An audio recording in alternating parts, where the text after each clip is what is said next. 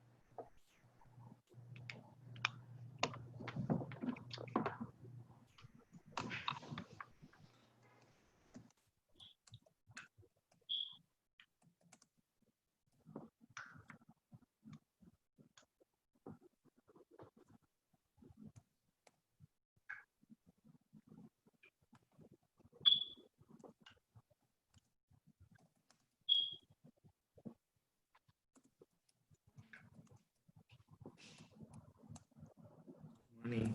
Hold on.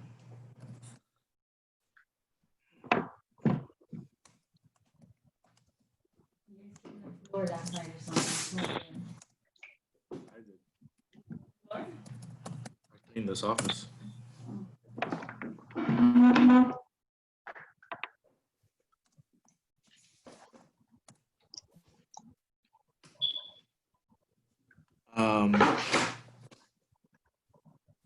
Yes. I came in and Thank you.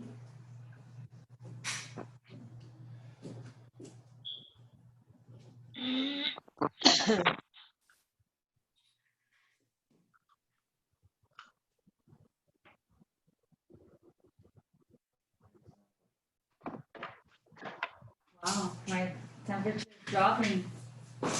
your car with your air conditioning. No. Look at.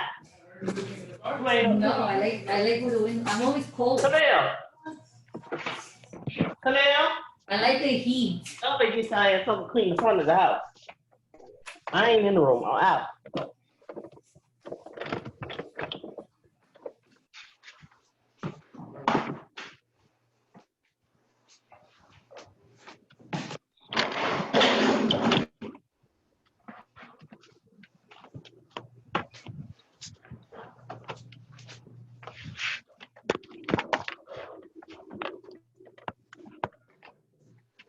No way.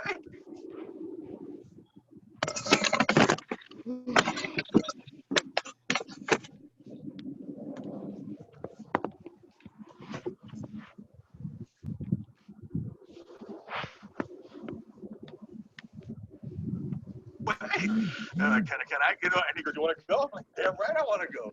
So long story short, I get to London, I think the concert was the next day.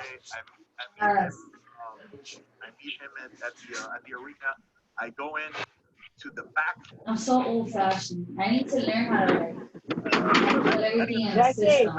I write everything down and I pay for conversion and I don't even use it. Everybody's smoking weed, the green room. Everybody's smoking Yeah, weed. man. And bunch of, famous. I'm sure Beyonce was there. There was like 3 or 4 different rappers. Show me the basic, but what's the point? I haven't got any buyer leads. Hanging out. So what am I? Do I put the rental leads in there? That, hey, all right, Put it he's like ready to. And then I have my own. He goes out. Like I have my own spreadsheet with all my credit repair clients. I want to put them in there. The arena. So the stage is like further along, right? So it's the. But you see what I'm saying? Like I have like over 300 people. So we're in the VIP, but all of a sudden. And those are people I can send emails to that know me. room. Getting a hold of area was like trying to talk to the president. There's another PME, which is interesting. These are popular demands. A-Rod's best friend, Jay-Z's best friend, me, a bottle of vodka, right? And it's just us. I mean, it's just us four sitting down What happened? watching a Jay-Z concert.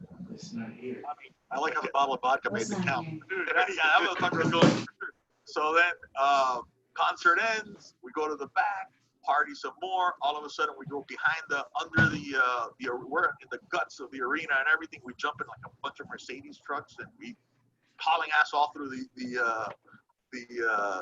streets of London. End up in some restaurant. You know, 4 o'clock in the morning. They opened it up for us. It was pretty cool. So.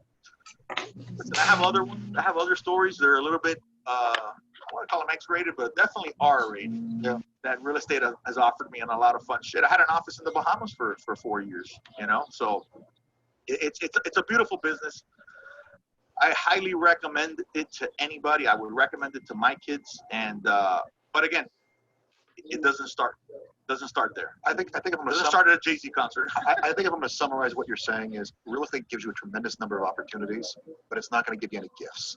You're gonna have to go out there and work for them. And so those opportunities come from a lot of hard work, and a lot of times that hard work pays off in very unexpected ways.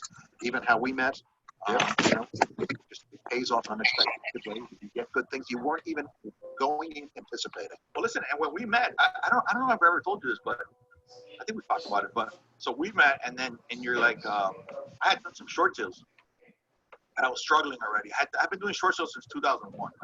I way before they were cool, but I meet you, and then I'm like, yeah, I was short sales come up, and I'm like, yeah, dude, I'm having a super hard time closing these things. And you're like, seriously, dude, I'm killing it with the short sales. I'm like, what? That's right. You gotta be kidding me.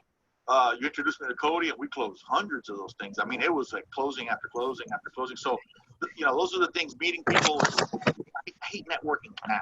I hate it. Yeah, no, I hear you. But at the beginning, it's a really important part of the business thing, you know? I've never been good at it. It's never been my thing, but it's, you know, so- and here's the thing. I mean, when it comes down to it, it's really about finding a couple of things that you do. And so that's the reason why it's hard work. On the way in, you figure out what in this business you're going to be good at, at those things Is that consistently. you now? You don't have to do Are you everything. talking? I mean, like, you don't have to do every Oh, single I thought thing. that was you talking now, like recording the class. It's one of the things that you'll consistently do. No, that was. We gotta move All on. right, Yeah. so I guess we are gonna do it in English today. Basically, lack of budgeting, lack of preparedness going in. Agents aren't ready for the financial commitment to go into the business. Yeah, well, you know, look, it's Ok, buenos días a todos. Vamos a empezar como en unos 10 minutos. We're going to start in 10 minutes. I will be doing today's class in English. I do have the listing class uploaded in Spanish on the YouTube,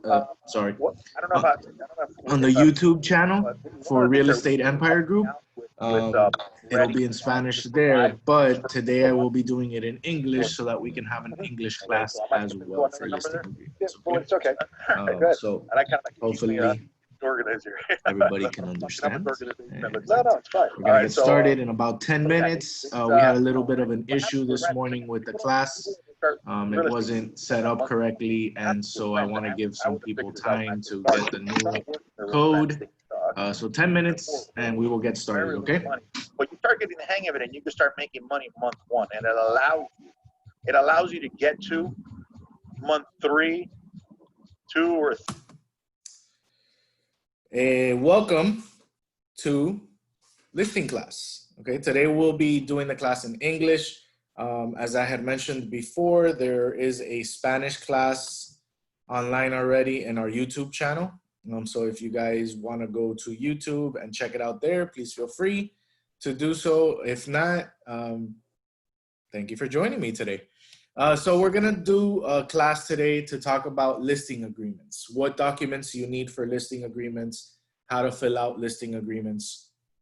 And then once you're done filling out the listing agreements and getting insight from the clients, how do we upload the listing to the MLS? Okay, so we're gonna go over that today. The class is roughly about an hour and a half, give or take a few minutes. So let's go ahead and get started, okay? If you guys have any questions, feel free to drop it on the chat. And as I'm going through the class, if I see that anybody has a question, I'll pause and I will try and answer that right away. As well as at the end of the class, once I'm done, I'll probably stick around for another 10, 15 minutes in case there's any other additional questions you guys want to ask me that I may not have covered, okay? All right, so we have clients, and the client that you have has told you that they are interested in renting their property. Okay, we're gonna go over the renting one, and we're gonna go over the sales listing agreement. Okay, so let's just start off with the renting one. You're going to find the document on Form Simplicity. Okay, so let's go to Form Simplicity.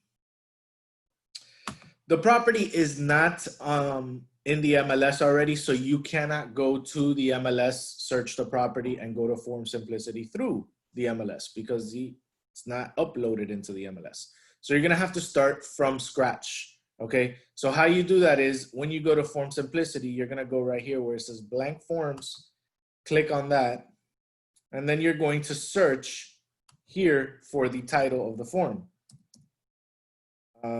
Let's put, since we're starting with lease, let's put lease.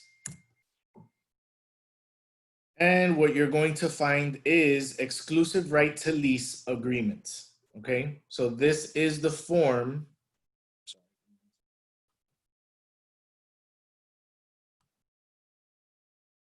Okay, exclusive right to lease agreements. Okay, so when we click that, it's going to take us directly to the lease agreement form. Okay. All right. Notice everything is blank, so we're gonna have to set everything up from scratch, okay? So how do we know all the information that it's requesting for us? Well, we need to go to miami-dade.gov if the property is in Miami-Dade, okay? Miami-Dade.gov.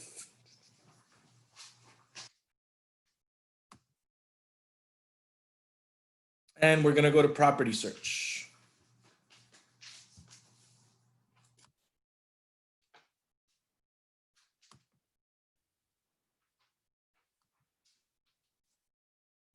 Click on the property search tab, and now we're gonna add a property. Let's, I don't know, huh? Yeah.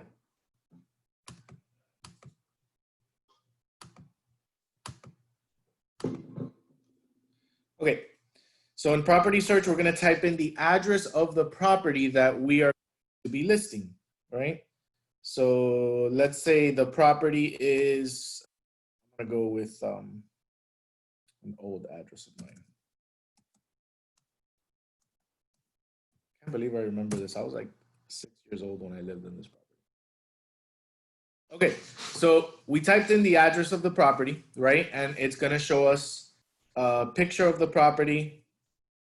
It's gonna show us the information, who owns the property, and the information of the property in question, right? So now that we have this information here, we're gonna keep that up. And we're gonna go to our lease agreement, okay? Let me do something. I wanna do, let's see if I can do this. I'm gonna try and split the screen here for all of us to see. All right, there's that. And there's that. Okay. So you're not gonna be able to see the split screen.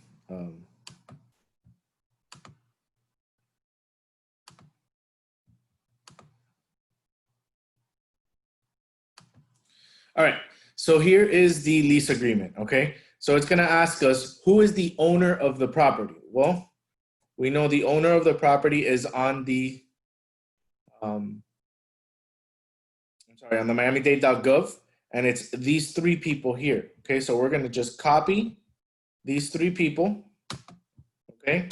And paste it. And we're all, oh, actually it's only two people, sorry. Oh, no, it's 3. Okay. And Orlando and Maria. Okay. So we have the 3 people. And then it's going to ask us who's the broker. Well, we're the broker, right? So we're going to go ahead and put real estate.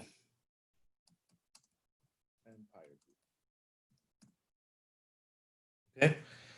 Authority to lease property. The owner gives the broker the exclusive right to secure a tenant for the real estate property. I'm sorry, for the real and personal property described below, beginning on what day? So when are we going to start this listing? The client tells you, hey, I want to list it as soon as possible. Great. So we're going to put Monday. Okay. And it will be ending at 11:59 on what day? How long do you want this listing, Mr. Client? Do you want it up for a month? Do you want it up for 3 months? Do you want it up for 6 months? The normal is about 6 months, guys. So 6 months is a good time frame to have it up. If it takes 6 months to rent, there's a big problem there.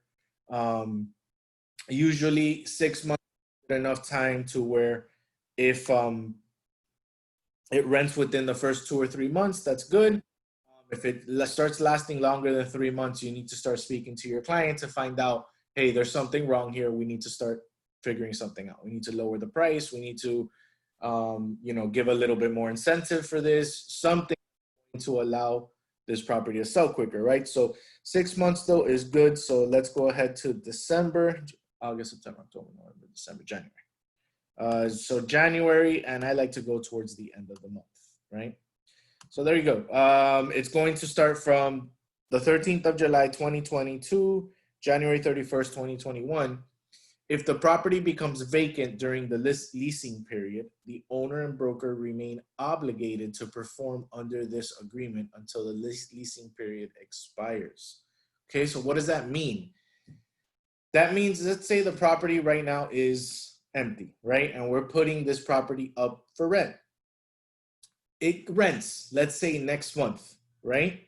And they have a tenant in there, perfect. And then in 2 months, the tenant that's living there says, hey, I can no longer live here. I need to leave. Well, that means that because this is good until January, if the tenant leaves in September or October, we are still obligated to put this property up for rent because it does not expire until January 31st, okay? So that's what that's saying there.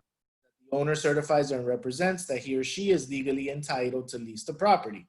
They are the owners of the property, right? They're not just somebody saying, oh, this is my mom's house and I'm going to rent this property for her, right? They have to be, the actual owner has to agree to it. Okay, description of the property, the real property street address. Well, the street address is going to be in the property search, right? Go ahead and copy the street address, this right here, and we paste it, okay? Then legal description. So the legal description is actually here as well on the property search page, okay? If you scroll down a little bit, you're gonna find it down here where it says full legal description. Okay, so we can copy a few lines at a time. Okay, let's do those first 3.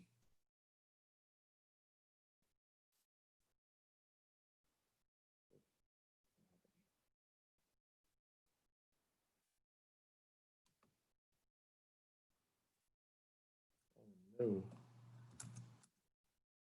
Hold on, my computer seems to have. Did I click? Oh, no. Okay. So we can copy a few lines at a time. Just copy that, paste, right? And if you want to continue to the rest, then let's do this one here. Okay.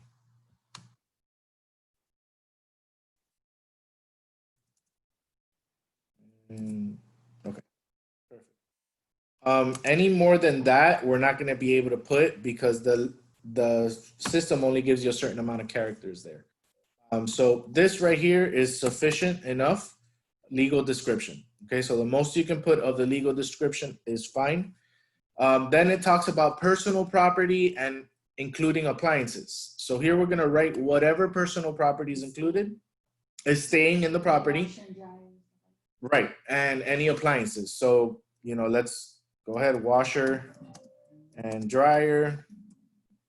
We're also going to put stove, right? Microwave, refrigerator.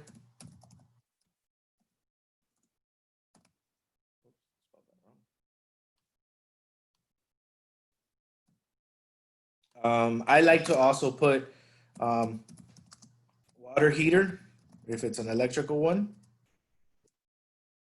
And you can also place, let's see, water heater, central AC.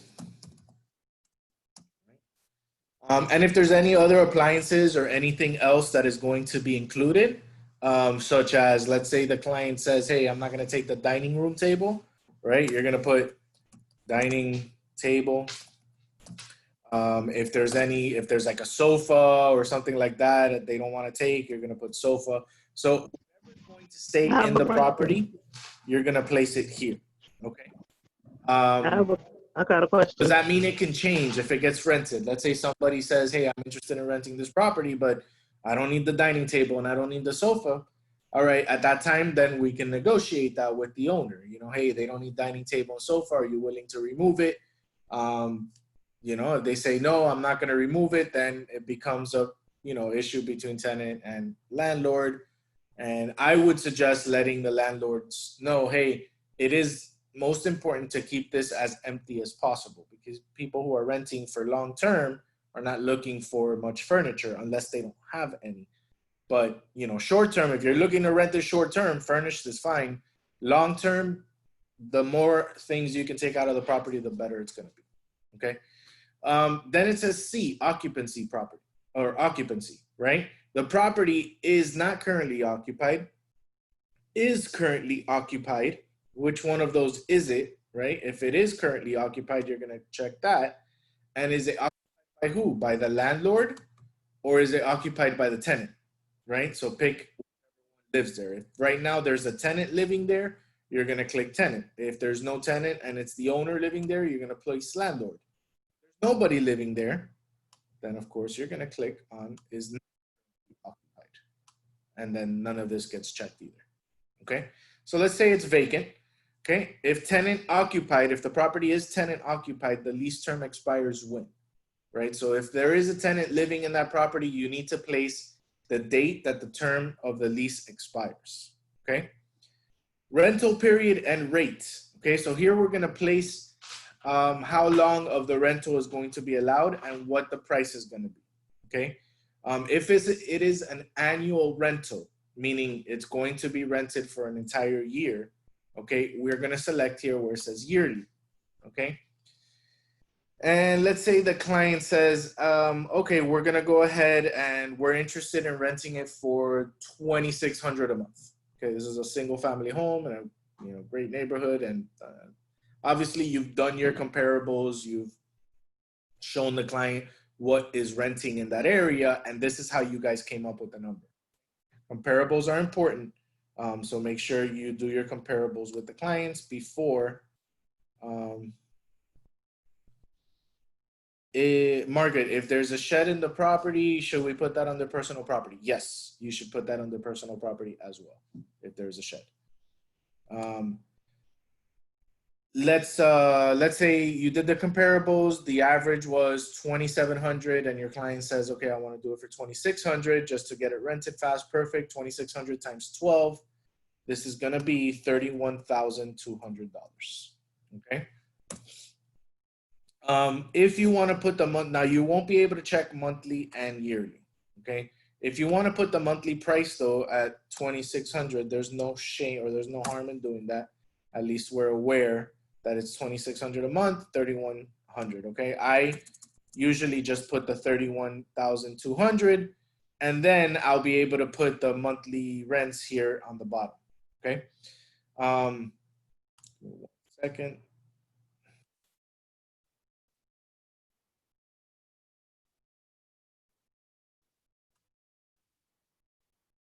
Okay. So don't worry about weekly seasoning or season runs. That's if there's seasonal rents. Okay. Afterwards, it says specify any services or fees such as water, garbage, association that are included in the rent. So if you guys have come up to an agreement saying that water will be included in the rent, go ahead and put here that water and sewer are included in the rent. If nothing's included in the rent, you don't need to put anything there, okay? So this is just going to be whatever's included in the rent. If this is for not a single family home and it's for like a townhouse, right? Or an apartment and there's an association there, association dues are usually included. So you can go ahead and put association dues, okay? So in this case, I'm not gonna put anything because nothing is included. But if it is a community that has an association, that's usually included, okay? Advanced rents, deposits, and fees, okay? Advanced rents, deposits, and deposits will be held by owner, okay? Now, I understand it says broker here, and chances are we're going to get the first deposit put in to the brokerage account as as the escrow. That's fine, but at the end of the day, that money is going to be transferred to either the owner or the brokers in question here, right? So technically, the owner is going to get any of that money, right? They will be getting, though, advanced rents and deposits, right? And that's going to be the day of move-in. So the day of move-in, the client's going to have to come in with 2 checks, and those checks are going to be made payable to the owner, right? As well as every other payment is going to be given to the owner, okay? So here we're going to check off owner, and that's the reason why. And we're going to check off non-interest bearing account, okay? Because most likely, the client is going to be holding those funds in a non-interest bearing account, which is a regular checking account or some sort. If the owner is going to be holding it in a account that is interest bearing, then you need to find that out. And if it is interest bearing, you're going to select interest bearing account, right? Not this one, I'm sorry. This one here, interest bearing account, tenant to receive whatever percentage of the annualized interest rate payable on the account, right? If they don't want to put anything, you're going to put 0 here. Like if they don't want to give anything, that means the owner is going to get any balance of the interest will accrue to the owner, right? That means the owner is going to take everything, okay? But most common non-interest bearing accounts, so go ahead and select that one, okay?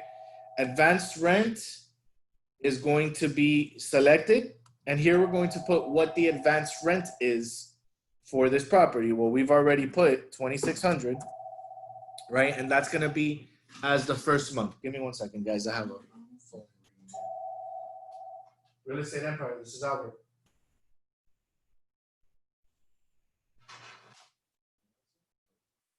Okay, sorry about that, guys. Then the security deposit is always gonna be 26, well, I mean, whatever the security deposit is, right? Which is going to be the same amount, which is 2,600, right? And then it's going to ask you, is there a pet deposit?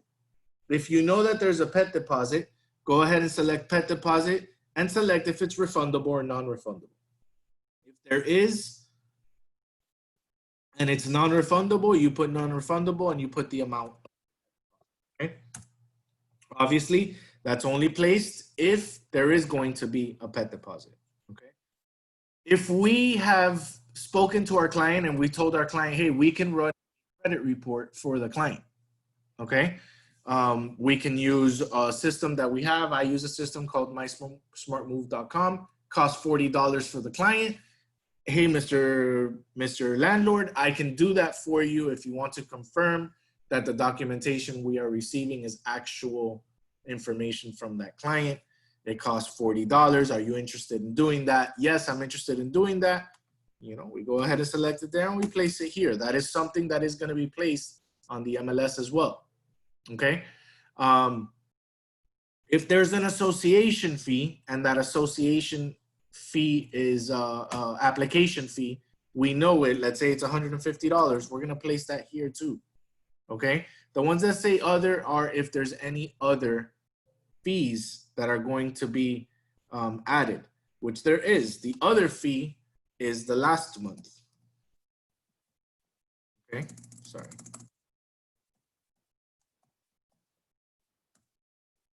which is $2,600, right? So now we got advanced rent of first month, $2,600, a security deposit of $2,600, and a last month of $2,600, okay? We also have a credit report fee of $40, which we will do for the prospective tenants, right? And then an association application fee of $150 if there is an association, right? If there is pets allowed and the client is going to select a non-refundable pet deposit and it's $250, we place it here. So you notice that all the money that is due up front is already placed down here, okay? So we come up with first, last, and deposit. That's how we come up with pet deposit. That's how we come up with the association application fees that are all in the lease, okay? Taxes, all right? If there's a lease that is for a term of 6 months or less, it is subject to additional taxes, okay? That is there because we are letting the owner know. If you want to do a short-term lease of 6 months or less, you will have to pay additional taxes. What are the taxes? I have no idea. I am not an accountant, right? If you're interested in finding out what the taxes would be additionally, please ask your accountant. Your accountant would be able to let you know what the fees are. And the reason it's a little bit more is because when it's less than 6 months and considered short-term, it's more of a tourist rental, kind of like a hotel or something like that. And then there's tourist taxes and other county fees that get applied because it's less than 6 months, okay? But the taxes are paid by the owner of the unit, right? Okay, so that's their association approval. Then it's gonna say association must be made when, or application must be made when. Here, as soon, I like to put as soon as lease agreement is signed, right? Okay, as soon as lease agreement is signed.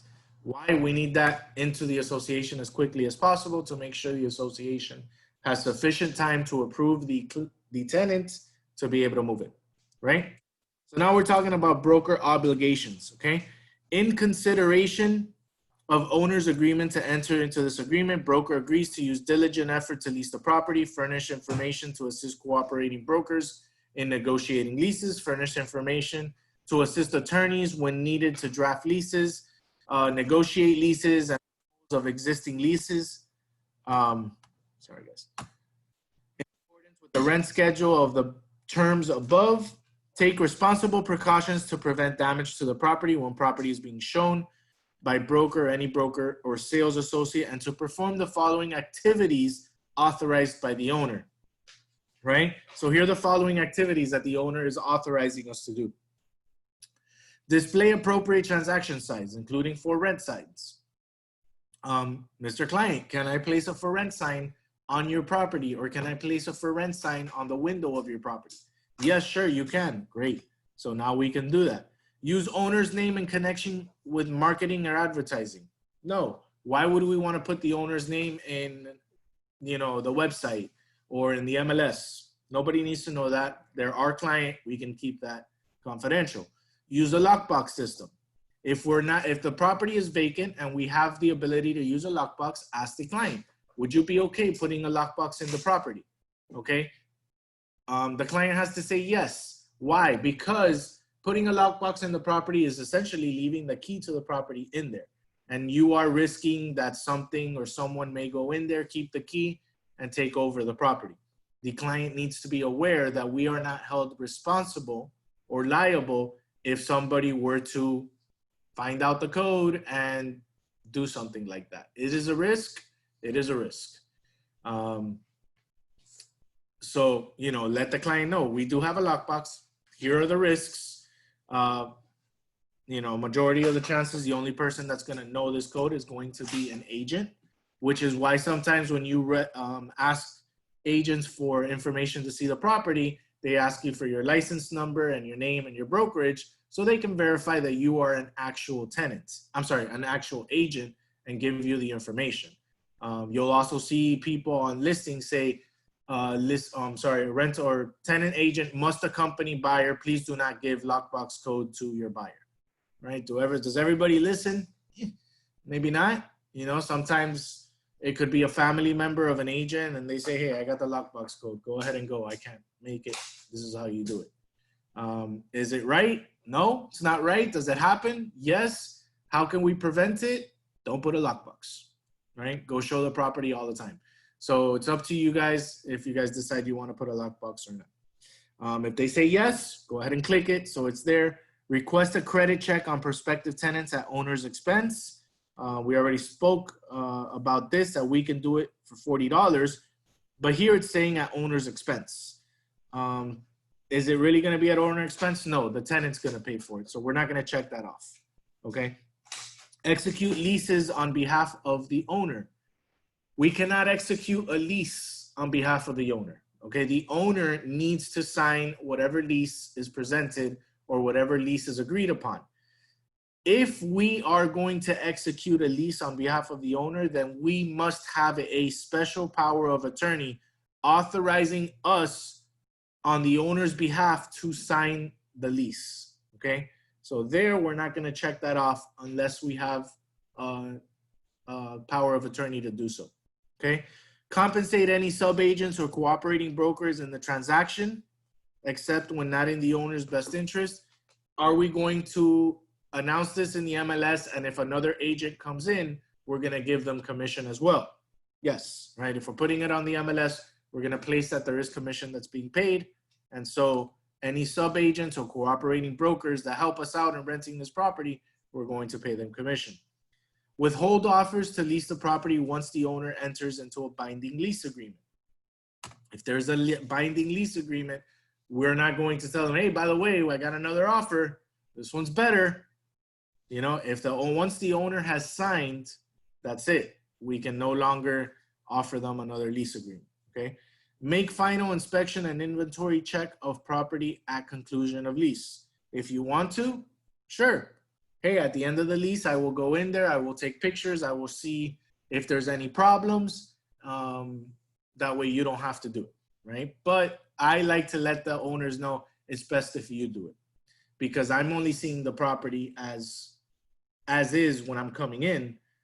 You have more recollection of the property, or you have more understanding of what the property has or has had for a while, and that way it's not going to look like, you know, there's extra damages there. So I do it. I check it off just as a courtesy, but I always tell them it's best if you come with me to do this, okay? Complete lease forms as permitted by law. Sure.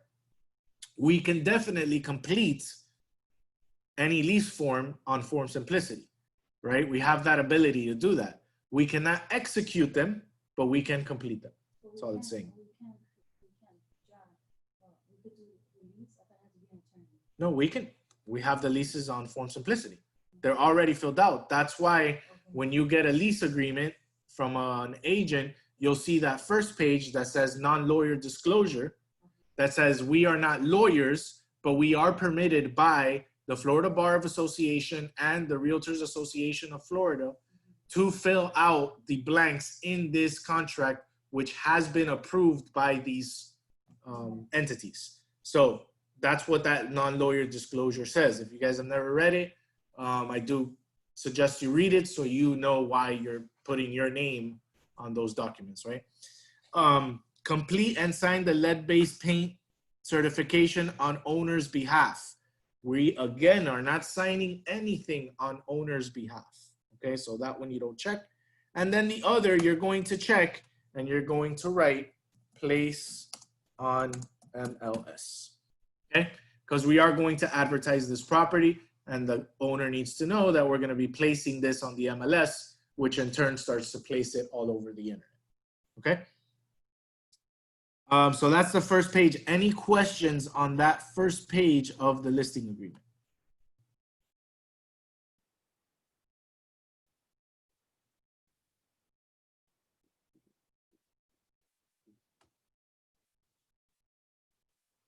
No? Okay, great.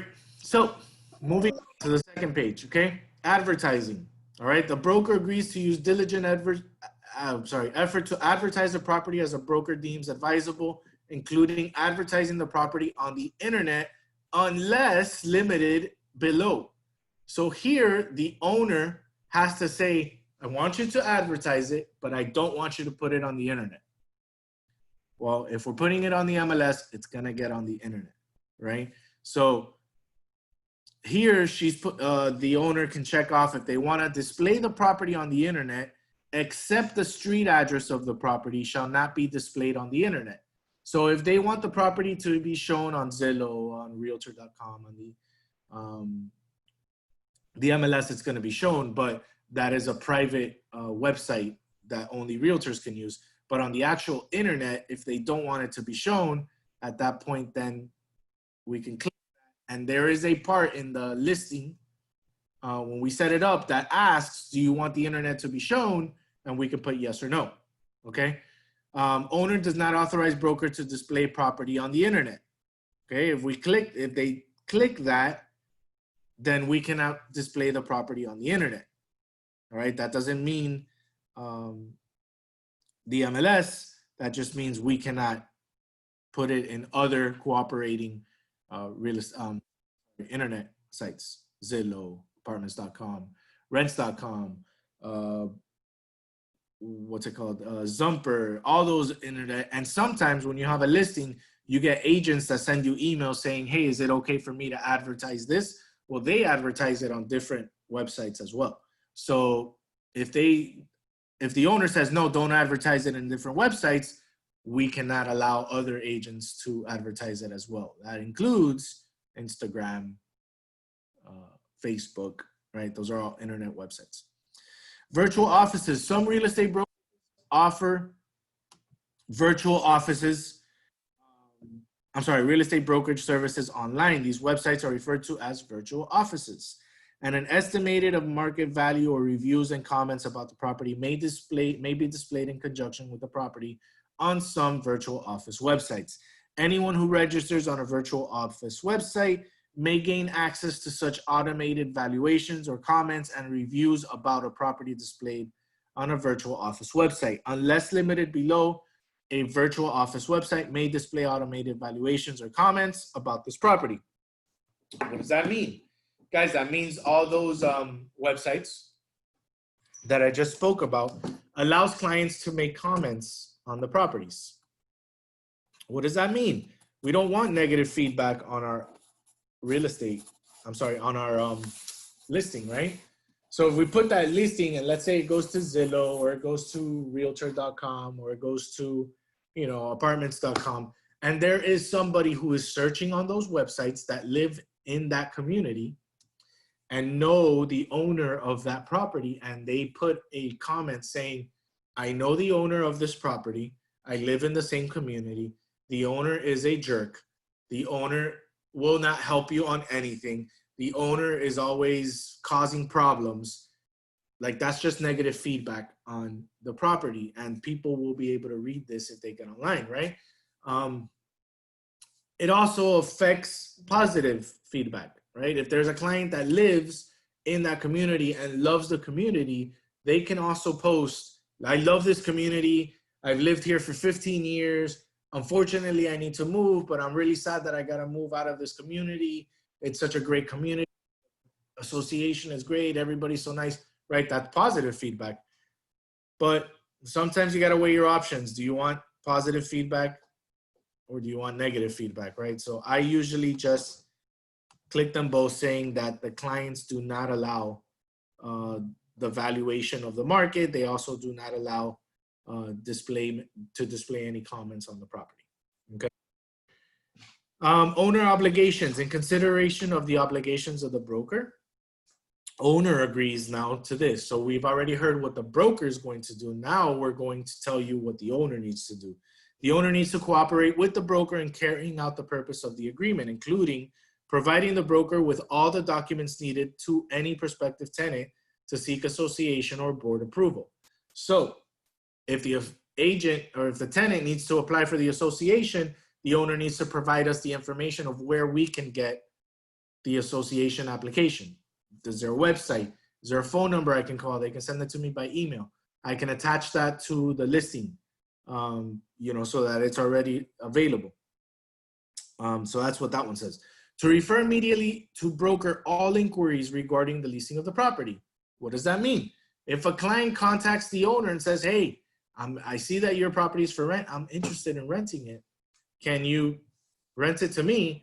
The owner needs to call you as the agent and say, hey, I have a client or I have somebody calling me saying they're interested in the rental. I want you to work with them, right? And we work with them. The owner can go behind our back and rent the property to somebody else without letting us know, okay?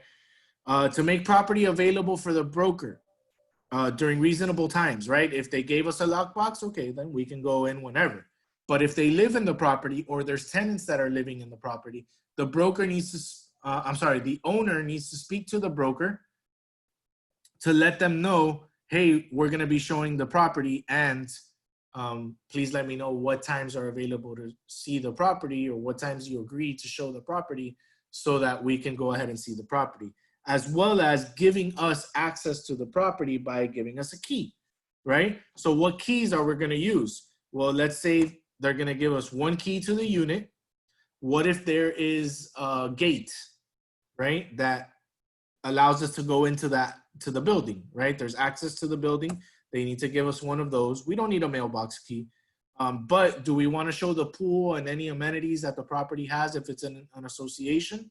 Sure, that'd be great. All right, let's get one of those keys too. And if there's a garage door opener, let's say they don't want to give you the key to the front door, but they say, hey, I'll give you the garage door opener. You can go in through there and open the door once you're inside, right? So you're gonna put whatever they give you. So not that you have to put one key for everything, but whatever key they give you, you need to put here what key it is that you are receiving, okay? If it's a code, let's say it's a code that they give you, right? There's some doors, front doors that have number pads or keypads that you can just put in a code and it'll open the door for you. Or vice versa with a garage door opener. You can put in a code and it'll open the garage door, right? They give you a code, you're gonna put that here in other, right? Code for front door, right? But at least we know what it is that we received in order to be able to show the property, okay? Next, notify broker on the event that the owner or tenant terminates a lease on the property prior to lease expiration date, right? So if we have a lease and they're going to terminate prior to the lease expiring, they need to let us know. Hey, the tenant that's living there is going to leave early. Again, if we are within the 6 months of this listing agreement, then we need to relist the property, okay? The listing agreement does not die just because the property's been rented, okay? We are still exclusive owners of the listing. If the tenant that is living there after we rented it decides to leave prior to their lease term, but it's still within the term of the listing agreement, we need to relist the property, okay? If the listing agreement has expired, at that point, we need to create a new listing agreement if the owner wants to list with us again, and then have them sign it and relist the property, okay? To inform broker before conveying the property. So if they're going to go into the property at any time, they need to let us know, hey, I'm gonna be at the property this weekend because I'm gonna be cleaning it or I'm gonna be doing it. Let us know, right? That the lockbox, if utilized, will be for the benefit of the owner, okay? Not for us. It's not for us to be able to see the property. It's to your benefit, Mr. Owner, because we can show the property quicker, right? And if you need to go into the property, you have access to that lockbox at any point in time, right?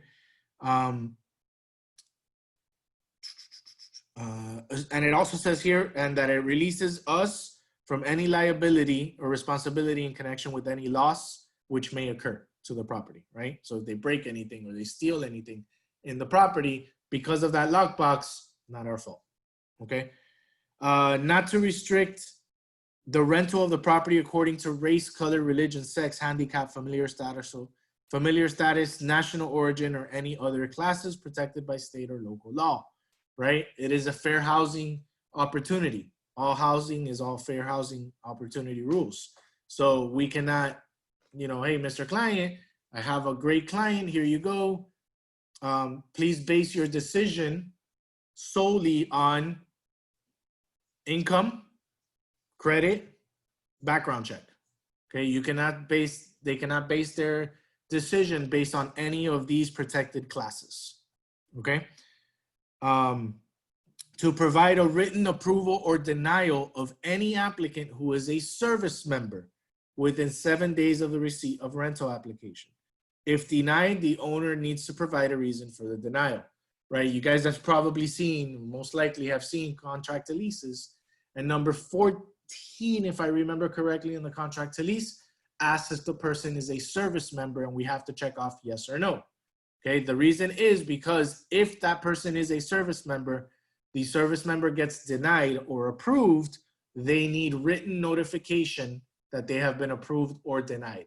And if they were denied, needs to be a reason for the denial, and it must not be because they are a military person. Because if that's the case, military people, military personnel are protected by the US government when it comes to housing. Okay. To provide complete and accurate information to broker, including any known facts or materially that may affect the value of the property. So if there's anything that had happened to the property, they need to let us know. Roof caved in, there's a leak in the plumbing, right? Or if the property was built in 1977 or earlier, we all know we need to provide a lead-based paint disclosure. Okay. Owner understands that the law requires provisions of this information to the broker, and that prospective tenants, before they become tenants, are obligated to lease the property with that information, right? Owner acknowledges that broker will rely on owner's representations regarding the property when dealing with tenants. Owner will immediately inform broker of any material facts that arise after signing this contract, right? So we sign this contract, there's a hurricane, the property hasn't been rented, the windows blow out. Hey, Mr. Broker, I know you guys are renting my property. The windows have broken because of the hurricane. I need to repair that. We need to know that in case somebody calls us afterwards and says, hey, I want to rent your property. Okay, but hey, the windows, by the way, broke. So the owner needs to repair that, right? So next says to indemnify and hold harmless broker and broker's officers, directors, agents, employees from any claims, demands, causes of action, costs and expenses, including attorney fees at all levels, and any liability to person on the extent of an owner's misstatement, negligence, action, inaction, failure to perform the obligations of this contract or any lease agreement with the vendor, or the existence of undisclosed materials, facts of the property, right? So this protects us completely. This paragraph basically states, hey, we're going to rent your property. We're renting your property based on the information you're giving us, but you got to hold us harmless for anything that happens or any material fact that you have not disclosed to us and we haven't been able to tell the client. So for instance, there's an association. The association has a deposit that needs to be made, right? We don't know that because the client never advised us, right? They only gave us the information to the association application. They said, here, call them, tell them to send you the application. It should say it on the application, so we should be reading that application to know. But, you know, if we lose the client because it wasn't stated, it's not our fault. It's because the owner didn't advise us that we needed to know that, okay? Basically protects us from everything. But truth be told, guys, we need to read everything that we receive from the owner. So if we're getting an association documents from the owner, please read those and make sure that you are aware of what is needed before placing this listing up on the MLS, okay? Because we must be able to give all accurate information based on what the owner is telling us, okay? To reasonably inspect the property before allowing the tenant to take possession and make any repairs necessary to transfer a safe dwelling unit to the tenant, right? Let's check the property, what's going on. These problems exist. Can we fix that? Yes. Can we not fix that? No. Okay, we need to let the tenant know they will be living in this property with this issue, but it is not a, problem with the property. So it does not create an unsafe condition for the tenant. Okay. And then of course it talks here about any independent investigations to determine whether the property is located and adopted in ordinances that prohibit property owners from renting to sexual offenders or predators. Right. So if there's a county ordinance saying that, hey, you can rent the property, but not to sexual predators, if something comes out that a tenant is a sexual predator, they got to say, we can't rent to you because this area does not allow sexual predators to live here, right? You'd be surprised if you guys ever want to get scared. Go to the sexual predators list and look at the map, and you'll see there's almost always one like 2 blocks away from where you live. It's pretty scary. Okay, and number 6 now starts talking about compensation, right? What is our commission? Okay, owner agrees to compensate broker as follows, right? Including paying any applicable taxes on broker services, the owner enters into a lease of the property with the tenant, regardless of whether the tenant fulfills the terms of the lease, or if during the leasing period, broker procures a tenant who is ready, willing, and able to lease the property under the terms of the agreement or the terms acceptable to the owner. What does that mean? The owner accepts a client. The client goes into the lease, and 1 month after they moved in, they decide to get out of the lease. Hey, not our fault. You accepted the lease agreement. They moved in. We are going to, give me 1 second, guys. Hold on.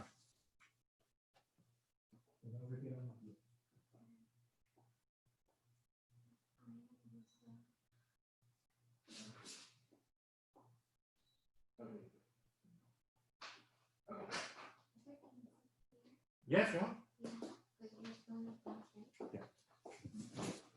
Okay, so if they rent the property and they only live there for a month, and after that month they leave, we still get our commission. Okay, this also states, hey, we found the client for you. Okay, this client has everything you're looking for: perfect credit, perfect income, perfect background check, association approved. The terms that you want, everything you asked for, we have received, and we found the client for you. And after the association approves, you decide you no longer want to rent to this client, you still need to, because we did our job, right? So that's what that's saying right there. Okay. Amount of compensation: owner agrees to pay broker the following fees. How are you going to give us the commission? Okay, it could be a percentage of the rent each rental period, so every month. It could be a percentage of the gross value of the lease, so the total amount of lease, or it's a percentage of the first month's rent, right? Usually, most common, 100% of the first month's rent is what the broker is going to receive. What does that mean?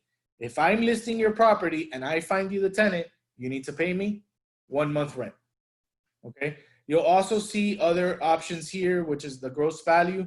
Sometimes you guys look at a listing and it'll say 5% on the commission side. That's because the commission was 10% of the gross value. So whatever the lease is for the entire year, in this case, $31,200, they would be paying 10% of that as commission if we find the tenant as well. Okay. But the most common one is this 100% of the first month's rents. Okay. So we can take it off here. But those are the options that you have for commission. So if your client ever asks you, oh, what is the commission? Here are the 3 options that you can ask for when it comes to renting. Either a percentage of the total value with the first month of the actual rent, 100%, or a percentage of every single month that that person is going to be renting there, right? Time and manner of payment. Broker will deduct its fee from rent becoming due to the owner. If said rent is insufficient to cover broker's fee, owner will remit the balance within 1 calendar day. Okay. What does that mean? That means that as soon as the rent takes place, we're going to go ahead and collect our commission. The broker is going to collect their commission. If the commission is this 10%, right? Of the entire fee, of the entire, annual rent. And we worked with another realtor, right? And that realtor took 5%, right? And what's left in escrow isn't enough to cover the 5%. One day after that rent is due, the owner needs to pay us the difference. Okay, so that's what that's stating right there. Okay. New leases and renewals. If the owner enters into any new lease or renewal of the original lease with the tenants placed in the property by or through broker at us, owner agrees to pay broker as compensated in connection with the new lease or renewals in the amount specified in paragraph 6. What does that mean? Exactly what it says. If the client we put in that property is our client, right, our tenant, and they renew for a year on our tenant, they need to pay us renewal commission. That's what that says there. Now, can that be waived? Yes. Explain that to the client, let them know. If that's our client, we request renewal commission. If they say, no, I'm not going to pay you any renewal commission, it's absolutely up to them if they want to pay renewal or not. Okay, so that can be omitted. Protection period. Owner agrees to pay broker fee if within, I like to place 90 days here. You'll see some people say 180 days of after entering the leasing period. Owners lease the property to any prospects whom broker or any other broker communicated during the lease regarding leasing the property. What does that mean? Hey, I have your listing agreement, right? We're gonna lease your property. I take a client there. You go behind my back and tell the client, hey, listen, let's get rid of the agent. I'm gonna rent the property directly to you. Well, because I took the client there, you still have to pay me commission. Even if you tell me, cancel the listing agreement, I already found somebody to rent it to, right? If that person you found to rent it to is somebody that I took, you still need to pay me commission. Or if that person you rented to is somebody that another broker took because it was on the MLS, you still need to pay me commission, because the reason that broker took that client is because I advertised it on the MLS for you, right? That's what that's saying right there. How do we know that? That's the $1 million question, right? But my only answer to you on that is make sure you have communication with the client, right? If you're taking a client to your listing and, you know, afterwards they say, oh, you know what, I'm not interested, thank you very much. And you're constantly talking to your client and you say, hey, did you find a rental? And they said, hey, yeah, I found a rental. It was that same place you took me to last time and that place had been canceled. Well, guess what? You should still be able to get commission on that. Okay, so communication is key with all your clients, guys. Okay. This protection period here, that's 90 days, ceases to exist if the owner enters into another exclusive right to lease agreement with another broker. So let's say the owner, like we have this listing agreement and the owner says, listen, you know what? I don't want to list it with you anymore. My daughter-in-law just became a realtor and I'm going to give her the listing.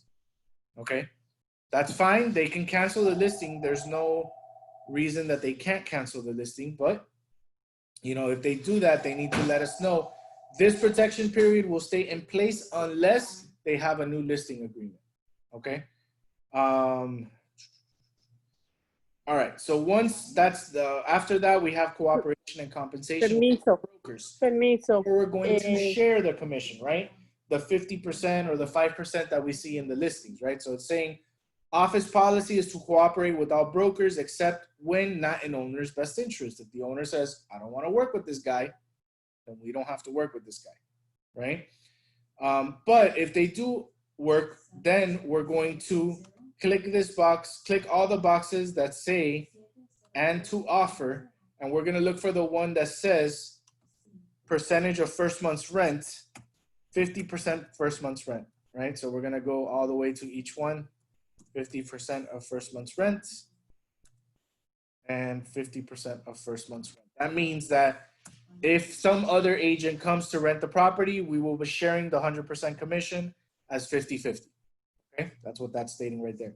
If the agent or the client says, no, we don't want to share any of the commission with any cooperating brokers, we just want to work with you, that means we cannot put the property on the MLS. Okay? Because anything we put on the MLS, other agents will see. And if the owner doesn't want to work with other agents, we can't put the property in the MLS. So where do we list this property then? In the other websites, virtual websites, realtor.com, rents.com, apartments.com, Zumper.com. Within our office, right? We can register within our office, and our office can promote it wherever we advertise our listings. We can advertise it to our own agents, right? But that's it. They don't want to work with any cooperating agents. Okay, if an agent works with our company and they rent it, it's still 100% that's coming to us. It's 50-50, 50% to that agent, 50% to me, but it's 100% to the same broker. Remember, we work for the broker. We don't work for ourselves, right? So, make sense? Okay. Early termination. If the owner decides not to lease the property and broker deems owner's reason acceptable, owner may conditionally terminate the agreement by signing a withdrawal agreement and simultaneously paying a cancellation fee. Okay? We don't charge cancellation fees here at Real Estate Empire Group. So if the client wants to cancel the listing agreement, by all means, they're free to cancel the listing agreement. We're not going to charge them anything. Okay? Dispute resolution. This agreement will be construed under Florida under Florida law, all disputes between broker and owner based on this agreement or its breach of it will be mediated under the rules of the American Arbitration Association or other mediator that is agreed upon by both parties. Mediation is a process in which parties attempt to resolve a dispute by submitting it to an impartial mediator who facilitates, right, explains everything to you, right? The parties will equally divide any mediation fee, if any. In any litigation based in this agreement, the prevailing party will be entitled to recover reasonable attorney's fees and costs at all levels, unless the parties agree that the disputes will be settled by arbitration. Okay, so this paragraph saying any dispute is going to be in the form of mediation. If it is not going to be mediation and it needs to go into arbitration, which is actual court at this time, all right, then we need to initial here, okay? Our office, our broker would like us all to initial here because we can go through the mediation process, but if it gets really thick, it gets into a major problem, we will go to court. And if we go to court, this needs to be signed here. If this isn't signed, we're not going to be able to go to court. So please make sure that the owner signs here, you sign here, and the broker signs here. Okay? That's what basically that says there. And then number 10 talks about brokerage relationship. Owner authorizes broker to act as please select transaction broker. Transaction broker allows us to find work with both the tenant and the landlord. Okay, if you just put single agent, we can only work with the landlord. All right, if you put transaction broker, we can work with both. Okay, if you put single agent of owner with consent to transition into transaction broker, that's fine. But if we find the landlord or the tenant, then we need to have the tenant sign the single agent with the transition to transaction broker documentation, right? So once we're just here as transaction broker, we don't need anybody else to sign it, okay?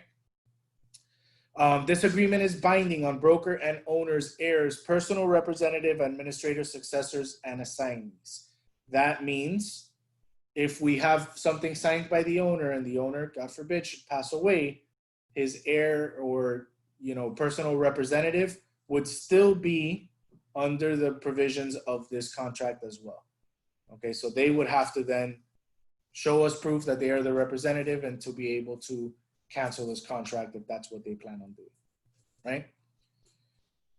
Then we have additional clauses. Here in additional clauses, we're gonna write whatever it is that your client wants. So if one of the things is, hey, if I find my own client, I'm not going to pay you commission, you're gonna put that here, okay?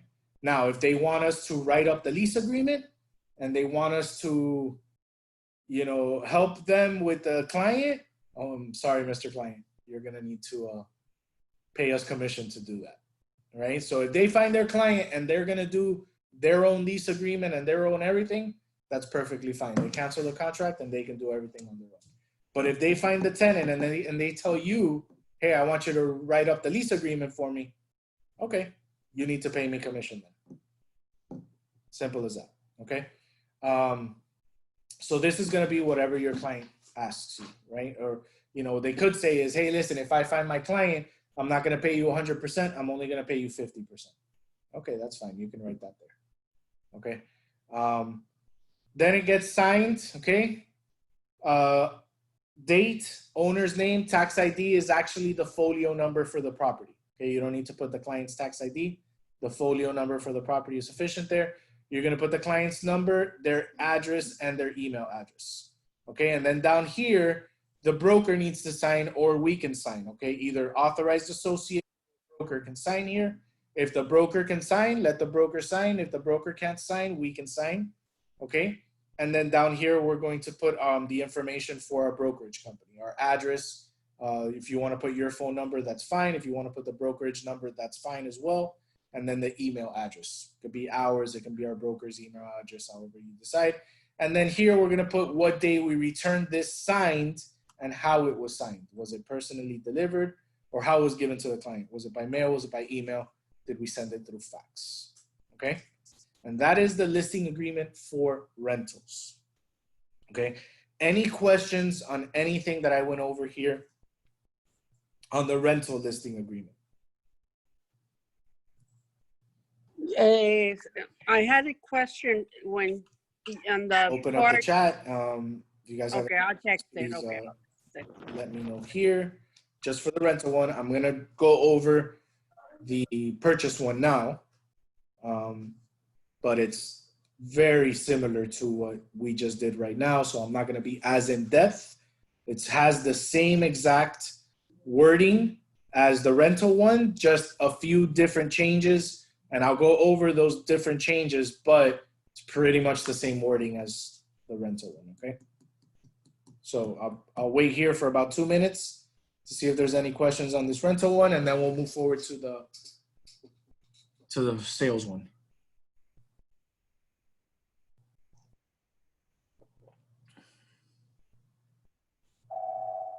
Okay, well, what about it, Hidalmi, when canceling the lease agreement, what about it?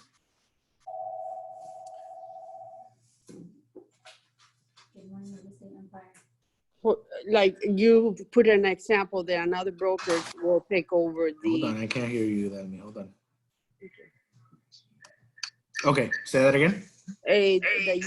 Like the example that you put that if they canceling your contract for leasing to replace for another broker, that 90-day protections that you put there is still in effect or No. The 90-day protection period or whatever day protection period you place ceases to exist if they put a new listing agreement with another broker. Okay, but as long as you put on the front that your contract is up to the period that you put on the front of this agreement, they cannot just cancel and get to another broker. Yes, they can. Oh, okay. We have no restriction on them wanting to cancel, and we do not charge them a cancellation fee. So if today we get their signature to list the property and next month they say, hey, you know what? I want to cancel the rental because my brother is going to live in the property because, you know, he needs a place to live. So I'm going to give it to my brother. So I want to cancel it. That's perfect. Okay. And you can cancel it. Oh, okay. Okay. The 90-day protection period is only if they are canceling it and just telling you, hey, you know what, forget it. I don't want to do this anymore. And then it turns out that somebody that you sent over there to rent the property actually is renting the property. Okay, oh, I see. Okay. Okay. But if they say, hey, I don't want to list it with you anymore, I found another broker and they are giving me a better deal, or they're going to pay me $500 to list it with them, and you're not going to give me anything, I'll Okay. go ahead and list it with them. We no longer have the protection period because they listed it with another broker. All right. Okay. Thank you. Okay.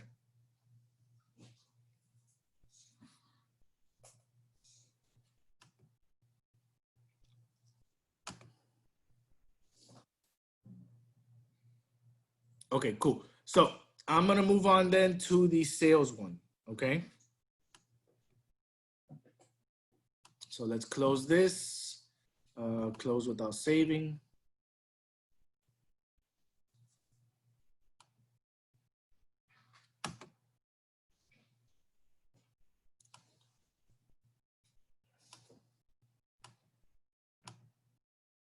What is going on here?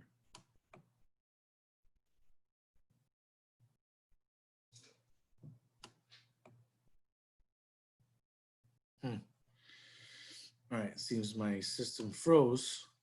So let me open one.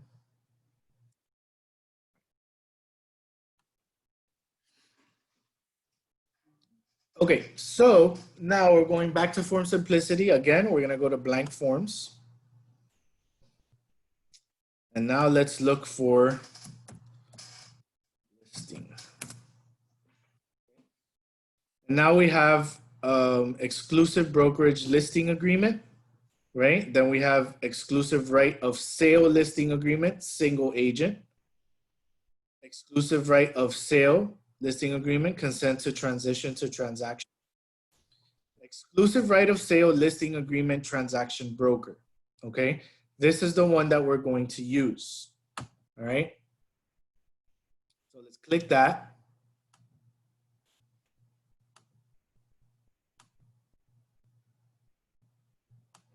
Great. So you'll notice it works the same, right? The beginning, the seller, who is the seller, who's the broker, when are we starting this, right? The dates that we're going to start this, and when is it going to expire? Pretty much the same thing as the other one. Street address of the property, legal description of the property, personal appliances, and personal property, including appliances, right? It's all pretty much the same as the first part, right? All right, and now we're gonna get to pricing and terms. Here's something that's different, okay? Oh, sorry, on occupancy.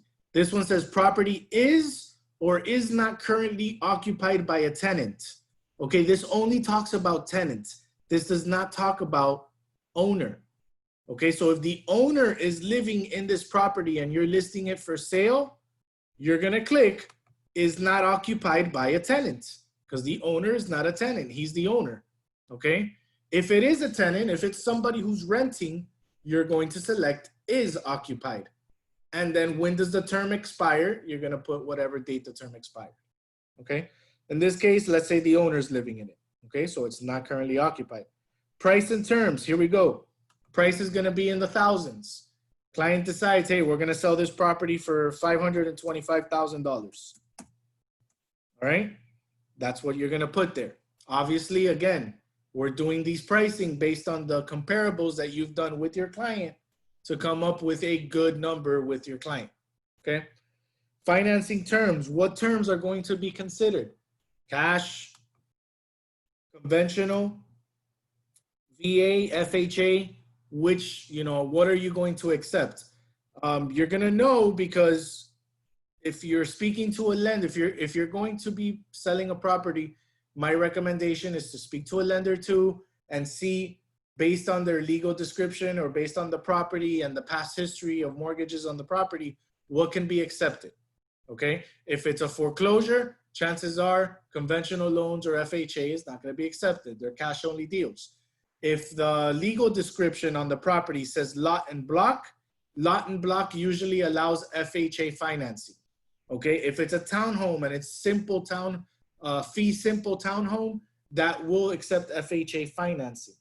If the property is under a condo regulations, right? Chances are they may not accept FHA financing. How do you know? You need to do a condo questionnaire, okay? If your client is willing to do a condo questionnaire to find out what type of lending is allowed, go ahead and do it. They cost between $200, $300, $400. And it's information that a lender can send to that condominium association to find out what type of lending is allowed there, okay? Again, that is a fee that your owner can pay. If the owner does not want to pay it, and a listing buyer is interested in finding out if it can accept FHA or conventional loans under 5 or 10%, the buyer must do the condo questionnaire, okay? We're not gonna pay for it for the buyer. The buyer, if they're interested in finding out, they should be the ones that need to pay for that service. If the owner wants to be nice enough and find out that information prior to offers being sent, hey, more power to the owner. That's great. Give them the option, let them know if they're interested. If not, the buyer has to take care of it, okay? Will there be seller financing allowed? If there is seller financing allowed, you need to select seller financing. And up to how much would the seller be willing to hold a mortgage amount? Okay, these are all questions you're gonna ask them. Will this be an assumption of existing mortgage type of property? Okay, buyer may assume existing mortgage for X amount of money. You'll have to contact the mortgage company to see what their payoff is, right? How many years is the mortgage for a term for? All that information you'll have to locate with the actual mortgage person, okay? Lender approval of assumption is required, is not required, unknown. Obviously, that's if you're assuming the mortgage, okay? Notice the seller, you may remain liable for an assumed mortgage for a number of years after the property is sold. This is all information and based of the assumption of existing mortgage. If this is the client is interested in, I would suggest you speak to a lender to go over the terms and the conditions of this type of purchase, okay? Seller expenses. Will the seller be willing to pay any mortgage discount or closing costs? If the seller has told you, hey, I'm willing to pay up to $5,000 in closing costs, then you're gonna place that here. If they don't want to disclose that they're willing to pay closing costs, but you know that they are, you don't have to put it here. You can put it in additional terms at the end saying seller may be willing to place or give closing costs towards purchase, depending on terms, right? Multiple listing service. So remember that in the rental one, it never talked about the MLS. But here in the sales one, it is that we will be placing it on the MLS, okay? So they have to be aware it will be on the MLS, okay? Broker authority, seller authorizes broker to market the property to the public, right? Public marketing is also included. That means put it on the internet, websites, brokerage websites, all of that, right? Display the property on the internet except for the street address. Remember we had that on the other one. If they didn't want to display the street address, they can opt out of it. So if they still don't want to, they need to click there, or we need to click there for them. Seller does not authorize broker to display property on MLS. Everything that was on that rental agreement is basically on this purchase one as well, okay? I'm not gonna go over it one by one, but it talks about the lockbox system, withhold offers once they accept the contract, virtual office websites, right? Then we talk about seller obligations, right? What is the seller supposed to do? Cooperate with the broker, right? And then here, we're gonna place C seller disclosures, right? Because when we sell, when we're selling a property, the seller needs to sign a seller's disclosure. That is another document that needs to be with these sale listings. Okay, I'll show you what they look like. We cannot fill them out. The seller is the one that needs to fill it out. So we would just have to print it out, take it to them so that they can fill it out. And then once they're done filling it, they send it back to us and we can upload that to the listing. or we can keep that in the file and send it to the prospective buyers if they're interested in buying the property. Okay. Compensation, here we are talking about commission. Okay, compensation to us as the broker. If we find the client, here are the three options. A percentage of the total purchase price, right? Plus, guess what? $395. We always charge $395 in our brokerage if there's a sale for any property. That is our handling fee, or our processing and handling fee. Okay, and 6%. That is our commission fee. 6% is our normal commission fee. Okay, can we accept 5%? Sure. Do we want to accept 5%? No. Right, guys, your job is important. Value your commission, value your work. Okay, if a client is telling you, hey, I'm gonna go with another brokerage that's only asking, that's only asking for 4% commission. Hey, Mr. Client, that's great. If you want to go to a discount broker, just know if they're discounting your commission, they're going to be discounting the price on your home as well. So if you're looking for $500,000 to sell your home, I will do everything possible to sell your home at $500,000.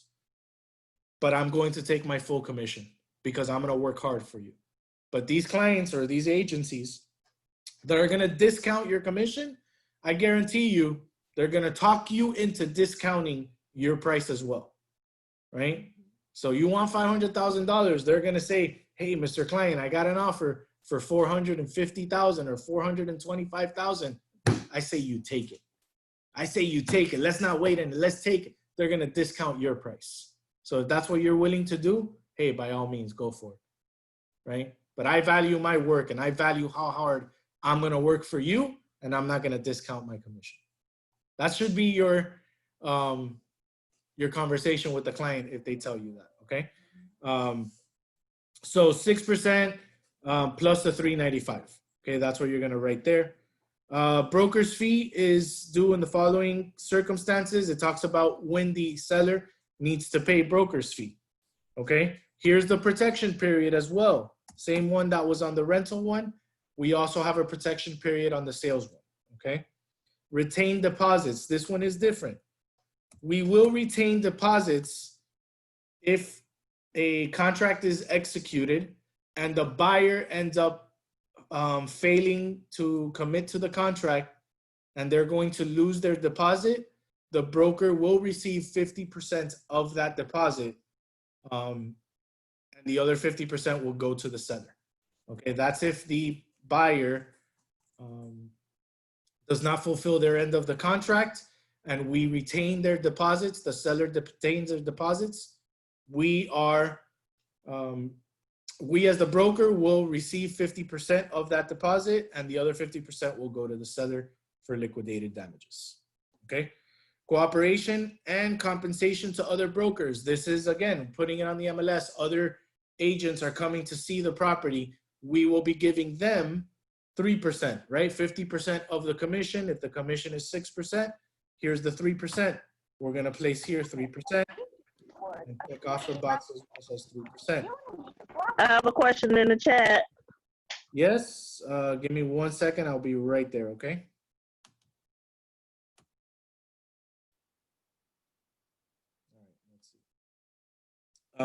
Can we go higher? Is that standard? Well, I mean, if you want to go higher, go for it. Try it. I'll never say no, but standard is 6%. So if you want to go 8%, you can, but I guarantee you that they're going to know. Buyers will know that the standard commission price is 6%. So if you tell them, hey, 8%, they're never going to call you back. 6% and try and keep it at that 6%. That's very standard. But if you can find a buyer or a seller that's willing to pay you 10%, man, that's great. Go for it.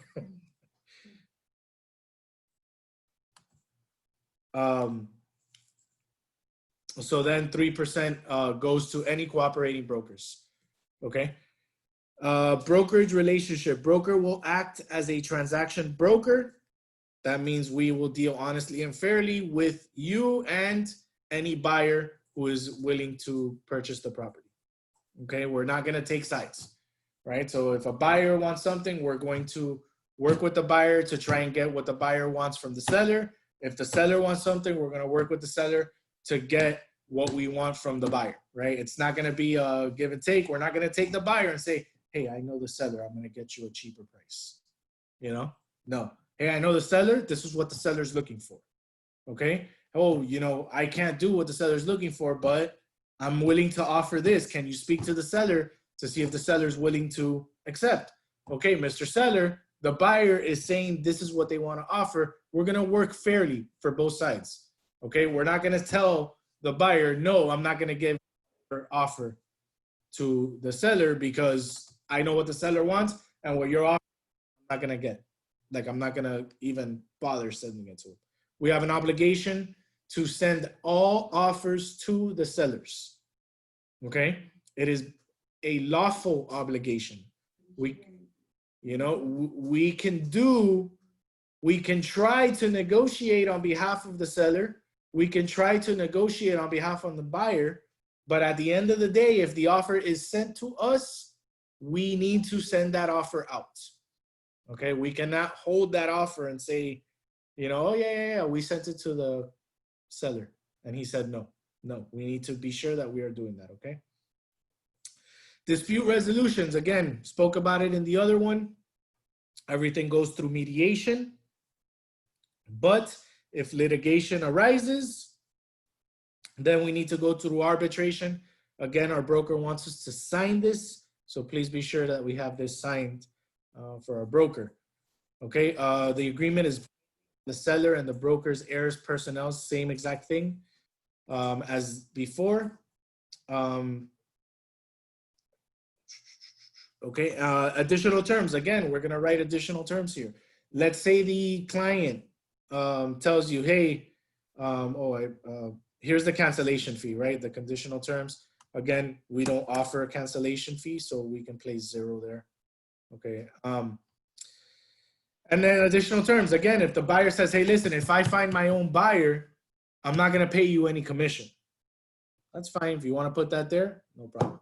You can find, if you find your own buyer, you don't have to pay me commission because obviously I didn't work for you, but I'm not going to work for you after that either. You figure it out, right? I'm not going to do your contract. I'm not going to work with my title company. I'm not going to work with my lenders. That's right. Or if they say, hey, if I find my own, right, and I give you, and I send them to you, I'm not going to pay you 6%. I'm only going to pay you 4%. Okay, well, you bought your own buyer. You brought your own buyer, and that's what you want to pay me, then, that's fine. But it's going to be on the buyer's terms. I'm not going to negotiate those buyer's terms for you, right? If you're happy with what that buyer is offering you, then I'm going to do it based on what you agreed upon with the buyer, right? I'm not going to work the deal to give you more. Understood? Cool. Seller signature, phone, telephone number, address, and then of course our signature and broker's signature here. Okay. Any questions on the sales contract? As I mentioned to you, very similar. The sales and the rental contract has a lot of the same wording, just a few different things such as commission and the C seller's disclosure here. So pretty much the biggest changes on it. Everything else is the same. And then also what type of terms are considered for the property, for the sale of the property. So let's see, Margaret raised her hand. That's cool, Margaret, good job. Go ahead, what do you need? Did you put it on the chat? No. Okay, if you wanna, if you have any questions, guys, I'm gonna stick on this for about another 2 minutes. And then go ahead and let me know what your question is. I'll try and answer it for you. Margaret, if you want to put that on the. Yes, I have a question. Okay, at the end of the contract on the blue or grayish area, I don't know what color is showing on your screen. Okay. They said that once you start writing in that part, right, that it becomes legal. So try to stay away from that. We can still write in that, or like, how does that work? This part, additional terms? Yeah, they said once you start writing in that, it becomes legal. So Absolutely. This is a contract, so anything you write on here becomes legal wording. If you're not sure exactly, if let's say you want to write something, correct? Mhm. Property. Let's say the client tells you, hey, listen, I want to put the property, I want to list the property for sale, but if a family member of mine wants to purchase it from me, I will no longer pay commission and I will no longer need your services, right? Say the client tells you something like that, and you want to place that on additional terms, and you don't know exactly how to write it, we have a lawyer. Our title company has a lawyer, Richard Barbara. He is a real estate attorney, where we can send him a message and ask him, hey, listen, my client is asking for this.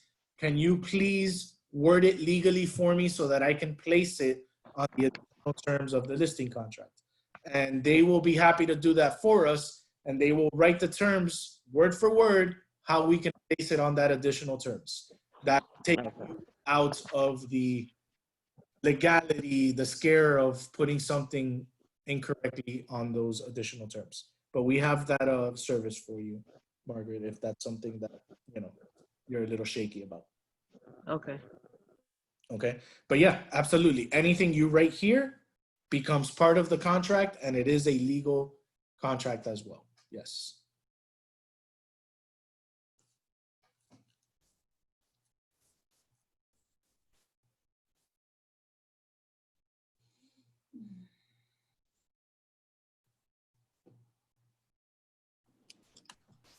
Okay.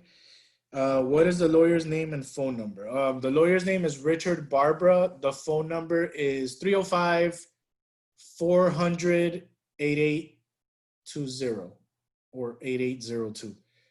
It's our title company, guys. Real estate, I'm sorry. Coral Gables Title and Escrow. That's who he works for, and that's our title company. So if you need the lawyer, okay. just ask for our title company and we'll be able to give, they'll be able to send you the address. I do think that's the number. 305-400-88 or 8802. I'm sorry, 8820. One of those two. I can't remember the last two numbers.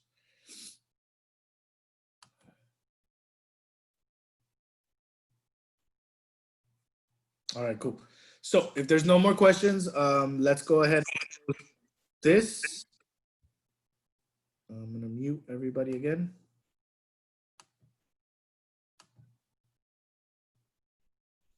Okay. Man, this is giving me problems. Doesn't close.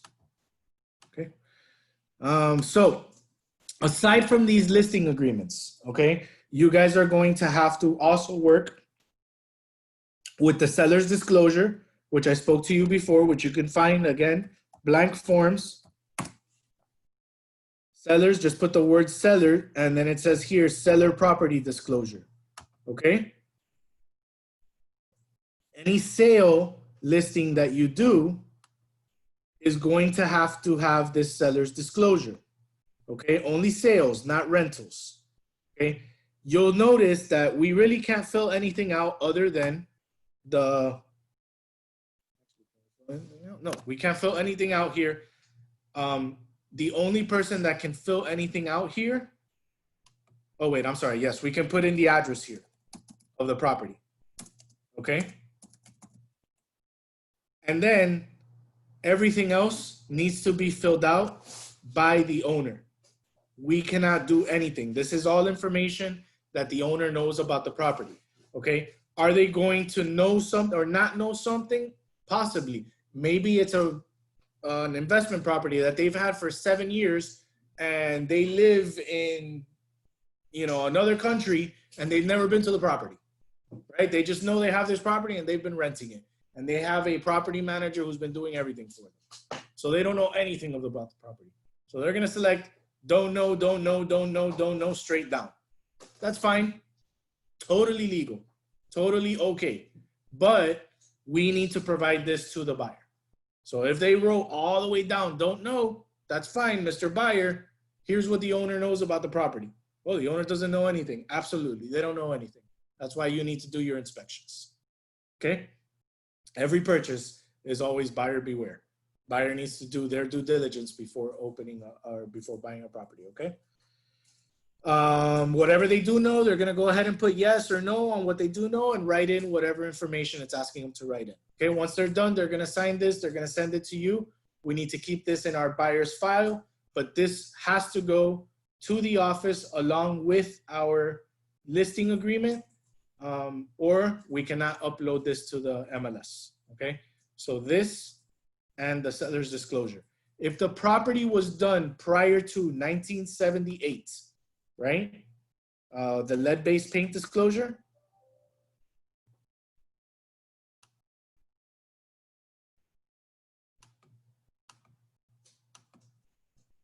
Okay, the lead-based paint disclosure, we also have to send it. If it was done prior, it is called complying with lead-based paint law. Notice to seller or landlord, okay? If it is a sale or a rental and the property was done prior to 1978, the listing agreement must also include this document, okay? So rental prior to 1978 must have the lease listing agreement, the residential lease listing agreement, and complying with lead-based paint law licensing, okay? If it's a sale from 1978, I'm sorry, from before 1978, when the property was built, you need the sales listing agreement, the seller's disclosure, and this complying with lead-based paint licensing law, okay? Those are the 3 documents you need on a sale listing and the 2 documents you need on a rental listing if the property is before 1978.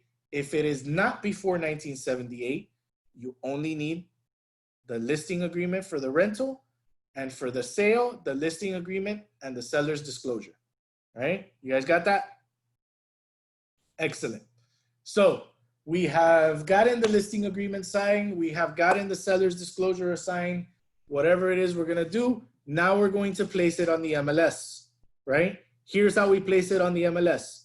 On your matrix, when you sign in, there is a tab here that says Add Edit, okay?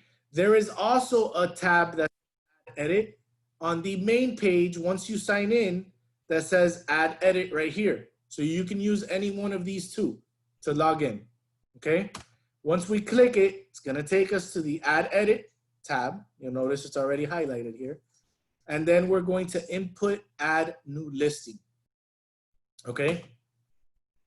Now it's gonna ask us what type of listing is it? Sorry, let me put this here.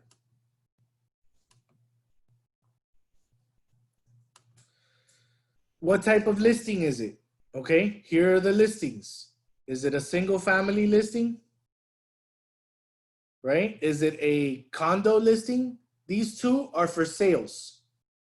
The top 2 are sales listings.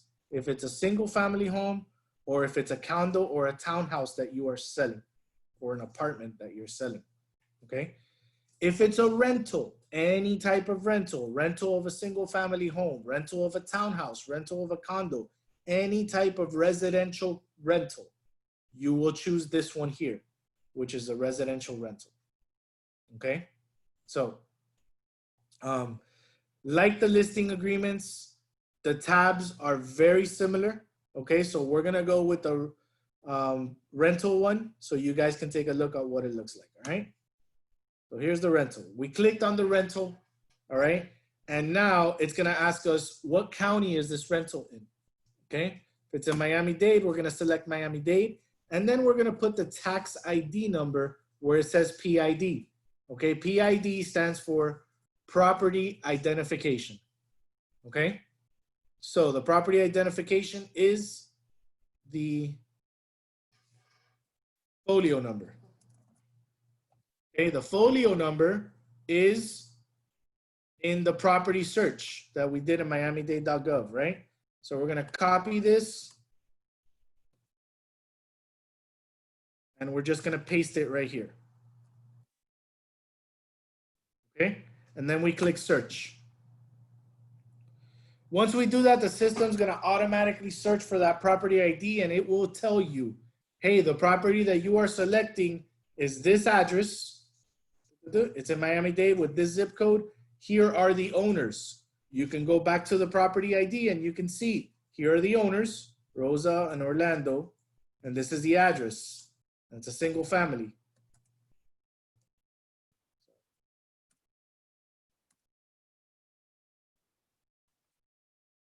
And you will see here, sorry, Martin and Rosa, and here's the address. That's exactly the one we want to use. Okay, so then we just click this button here that says fill. Once we click that button, it's gonna take us into the listing tabs. Okay, it's a residential rental. The status, you can keep it here is where it says active, and click here on this first page that says, or this first tab that says location information. Okay, what you will notice right off the bat is that there are some yellow boxes and there are boxes that do not have the yellow. Okay, the boxes that have the yellow highlight are absolutely necessary to be filled, or else the listing will not upload. Okay, so I'm sure most of you have seen listings before, and you go into a listing of a property that you like and it has absolutely no information on it. And all you see is the address of the property, how much they're asking for it. It'll maybe have one picture, but it won't give you information that you're looking for, such as how many floors does this property have? Is there a bedroom on the first floor? It won't tell you how many parking spaces there are. And these are all things that clients ask for. Does it include water? Does it include any utilities? What type of AC system does it have, right? These are all extra things and all things that you can place on the listing. But a lot of agents don't go through the trouble of going to every single item to check it. My recommendation, please go through every single item if possible and fill in as much as you can on the listing. The better your listing, the more people are going to look at it, the more results you're going to get from it. Okay? So you'll notice that a lot of the things are already filled out. The reason it's all filled out is because it's taking the information from miamidade.gov. Okay? So we're missing up here the area. Okay? I want to show you guys a small trick that you guys, that I learned when I first started doing listings. Down here, you'll see something that says municipal code, township range, section, subdivision, parcel, right? If you notice, those are all filled out for you. And that is because these numbers are actually the same as the folio number. The folio number separates these numbers for you, okay? So municipal code is 30, township range is 40, which township range is also considered the area. Okay, section 18, 041 subdivision, 041, 0150 parcel, 0150 parcel.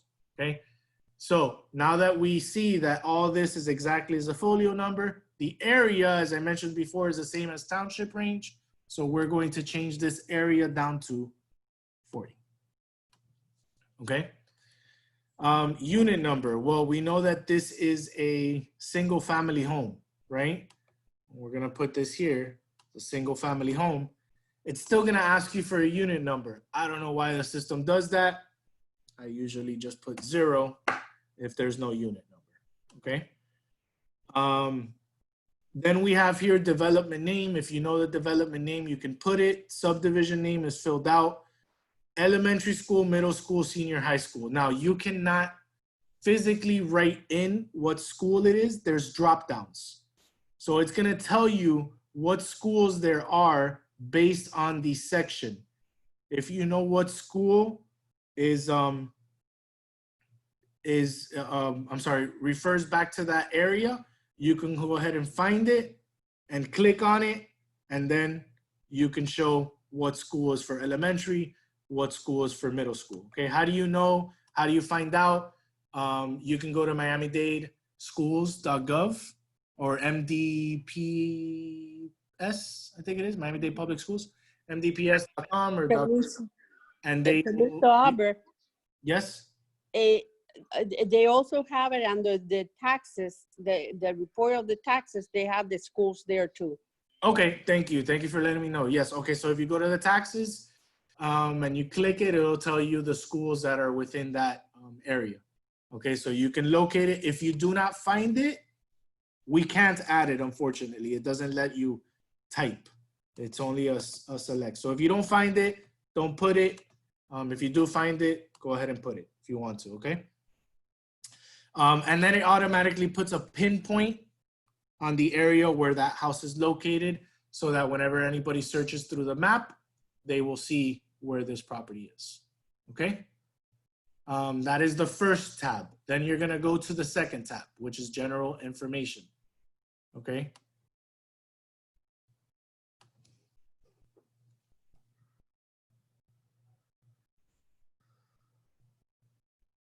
Okay, in this tab,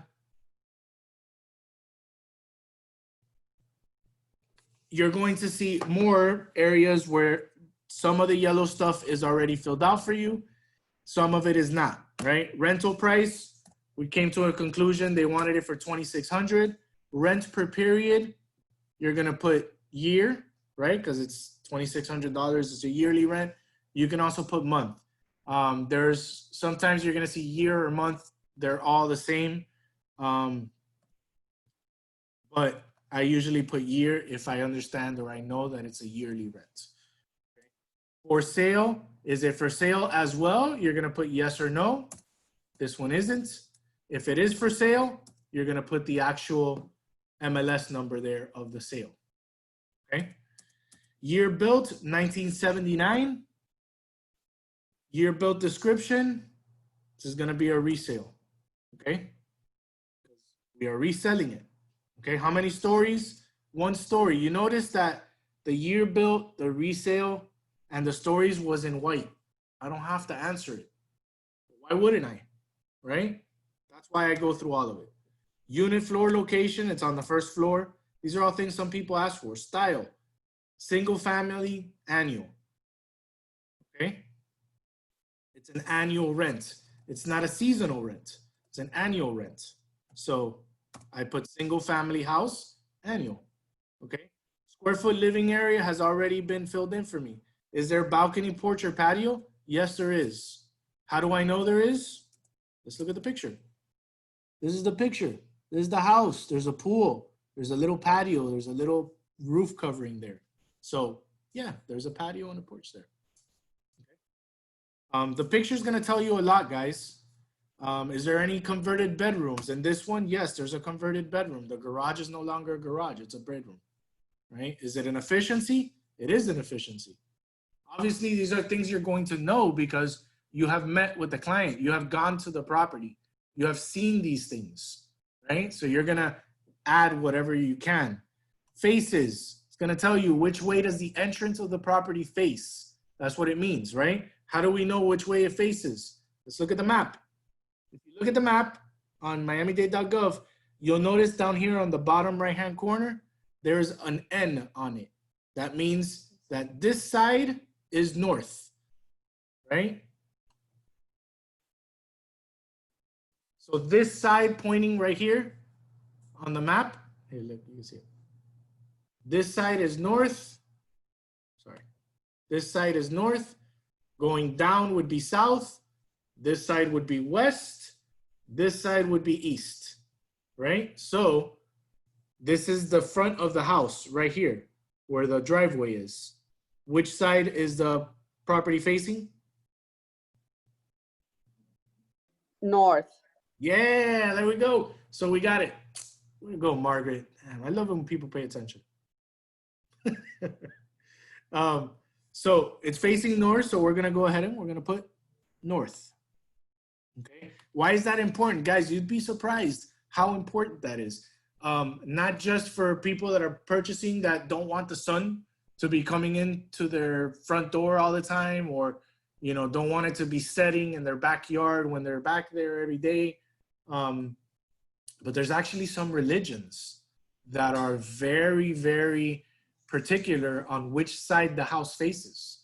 I had a client one time who was of Hindu descent, and I showed him some properties, and we got to a property that was facing north, and there was a cross street in front of the property. And he said that he cannot purchase that property because his religion forbids him to purchase any properties or to live in any properties where there is a cross street right in front of him. I was in shock. I was like, whoa, really? Like that exists? Yeah, yeah, it does exist. And, you know, some people need to know that. That's why it's a requirement here to make sure that, you know, the property they're looking at does fall within their religious rights or anything like that, right? So garage spaces, this is specifically garages, not parking spaces, okay? A lot of people get confused here. This property does not have a garage. So am I going to put that there is a garage space? No, 0 garage spaces, okay? Carport spaces, is there a carport space? There's no carport, right? Is it waterfront? No, okay? If it is waterfront, what is the frontage? How many feet of water does it have? If you know, put it. If you don't know, understood. You don't know it. Approximate lot size. Okay, here it says lot square foot, 9118. That got picked up from here. Okay, do we have an approximate lot size? No, we don't. We just have, you know, the lot size, the adjusted area. Okay, so we don't have to put it in here. Is it furnished? No. Is it partially furnished? Unfurnished. Pool. We saw there's a pool. Yes. How big is the pool? We need to find that out because whenever we put there's a pool, the system's going to ask, even though right here it's white, okay, it's going to turn yellow once I validate because it's going to want to know how big is the pool. So let's say this pool is 15 by 30. Okay, we just put 15 by 30. When is it available? We're going to put whatever date's available, right? The client says, hey, I have a tenant there. They're going to be there until the 31st of July. So it's going to be available August 1st. Or the tenant's going to move out on the 15th. It's going to be available on the 20th because I want a few days to go in there, check it, and clean it if I have to, right? So you put whatever day it's available. Now here are the parking spaces, right? This is what I was telling you guys before. It's in white. It's not yellow. It's not a requirement, which is why it's hard to look for properties based on parking spaces. We can search for it, but if it's not put in by the listing agent, it's not going to show up, right? So in this case, hey, there are 2 spaces, right? They don't have more than 2 spaces, but it says a circular drive. We can select up to 3. That's what max 3 means, okay? Not assigned parking, right? If you want to do that, okay? So let's put, you know, I put 3, up to 2 spaces, circular drive, not assigned, right? If you want to put that. If you don't want to put not assigned, you don't need to. If you know that it has a slab or a strip of parking, click it. If you know it's only street parking, click on street parking. If there's guest parking, if it's a community and there's guest parking, add guest parking, right? Here's the lot description. I know it's less than 1/4 of an acre, okay? Because it's 9,000 square feet and an acre, I believe, is 42,786 or somewhere around that level. So it's less than 1/4 of an acre, right? Waterfront, there's no waterfront, so I don't need to put anything here. Parking restriction,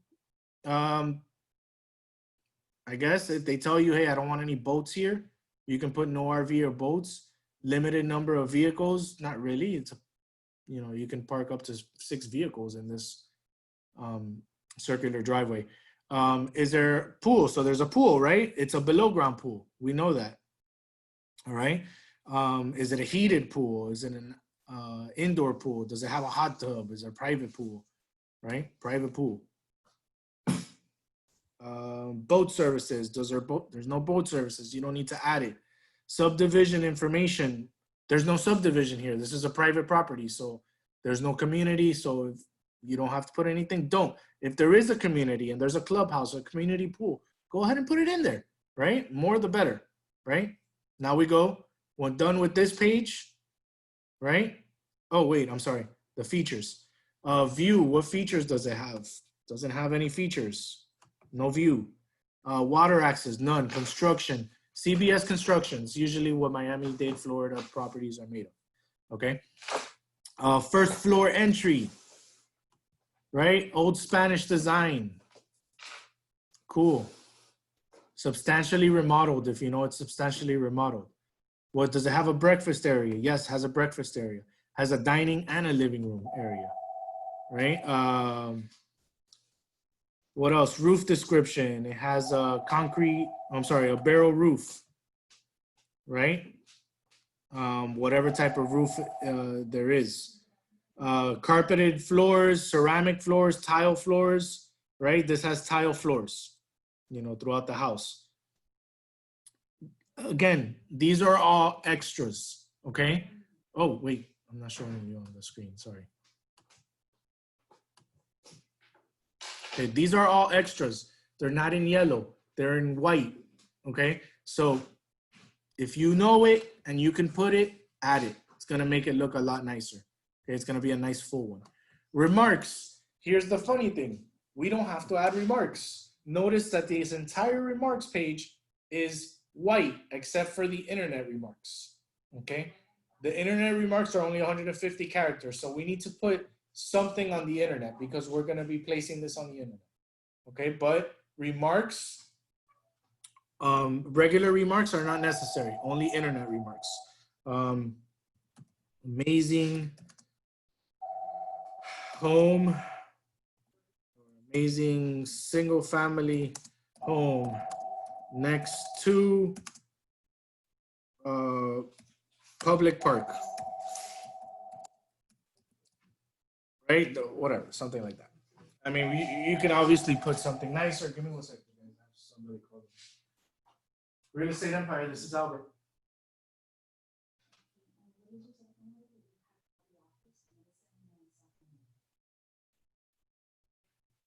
Yeah, we have this is actually a real estate company, so we actually advertise various ones. Is it for rental? Or... Okay. Do you mind if I place you on hold and I can pass you somebody that can help you out with that? All right, thank you very much. Your name, please? Beatrice. Okay, give me 1 second, please. Do you have any questions? That's it. Okay, one of the offices. I'm gonna go to the office. Yeah. Okay. Cool. I'm gonna leave it in the office. Okay. So you got to put an internet remark, okay? But you should also put remarks here. The remark should be something about you selling the property, right?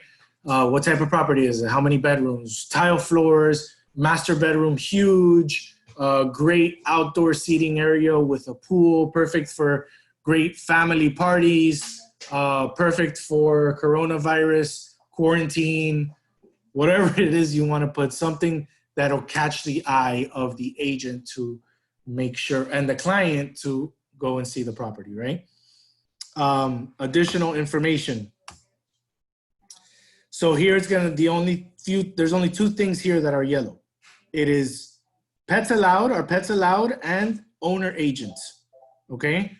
Is the owner of the property the agent? Okay, if I need to change the current listing to change the sale price, I'll show you that after this. There is a change of form that you can have, okay? But I'll show you after I do the listing. Pets allowed, yes, no, yes. Are there any pet restrictions? No pet restrictions, okay? And then owner agent, yes, no, no, I'm not the owner. I'm the agent, but I'm not the owner. And then we go through all these other optional things that we can select, okay? Again, first floor entry. Is there an elevator? Is there a fireplace? Are there French doors? Yes, the property has nice French doors. These are all things that clients like to see, right? Are there volume ceilings? There's volume ceilings in the property. Does it have a wet bar? Yes, there's a wet bar outside. Let's see, common building key card entry. This is security, no burglar. There's a burglar alarm in there. What else? Let's see, equipment. What type of equipment in there? Is there a dishwasher? Yes, there's a dishwasher. It has a circuit breaker. There's a garbage disposal. There's a dryer. There's a washer.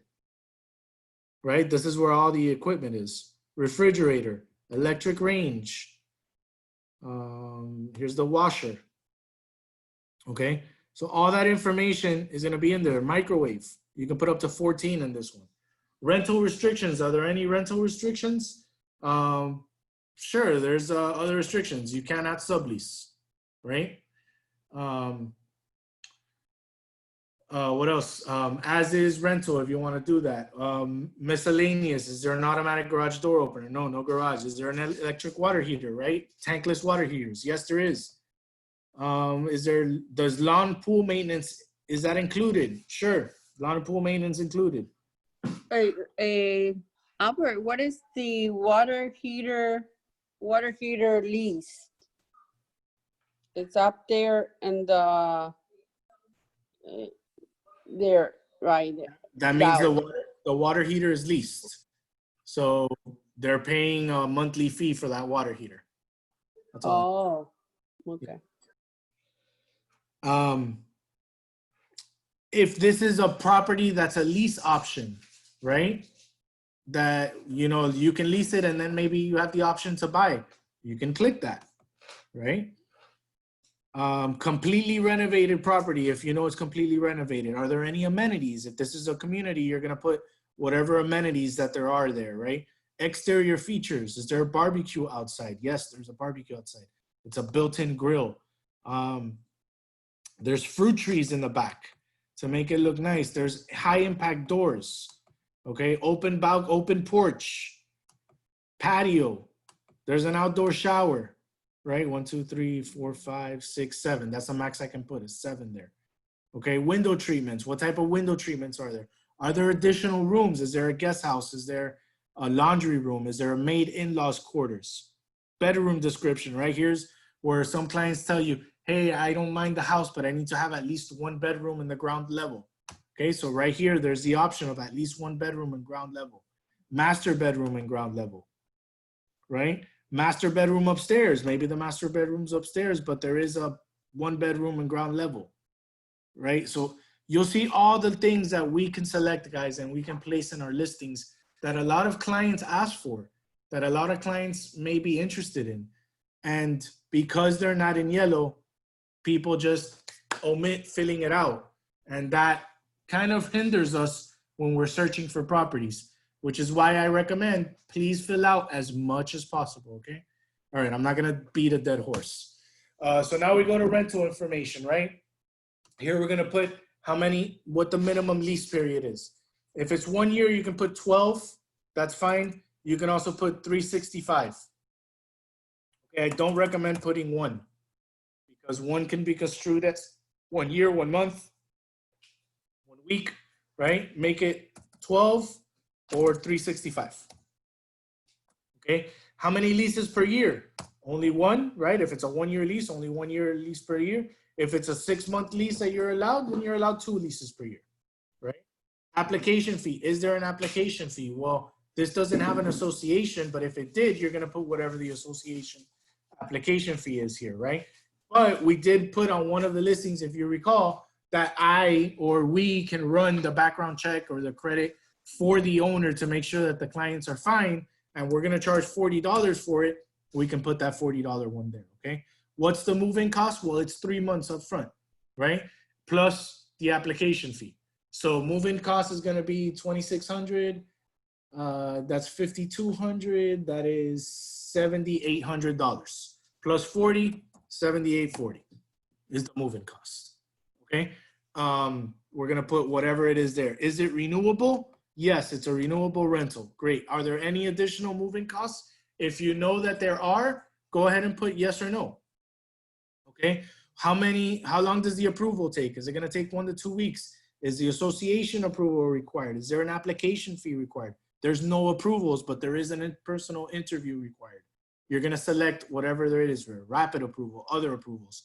Anything that you know how quickly the approval is gonna be, go ahead and put it. Okay, lease term, 1 year with renewal option. More than a year has to be, less than 1 year. Lease purchase, lease option. all these things are available there for the lease term, okay? Then we move down. If you know the name of the management company, you can put it here. If you know the management company's phone number, put it here. That's if there's an association, right? Rental payment includes, what does it include? It includes the association fee if it's an association. It includes waste. It includes water, yard maintenance, pool maintenance. It's all here, okay? Cooling description. What type of cooling is there? Is it central cooling? Yes, okay? Gas cooling, electric cooling would be like, you know, the wall units. Here's a wall window unit cooling. You can select that, okay? Housing for Older Persons Act. Is this a community that only allows older people? Yes or no? If it does, verified. Okay, if it doesn't, no HOPA.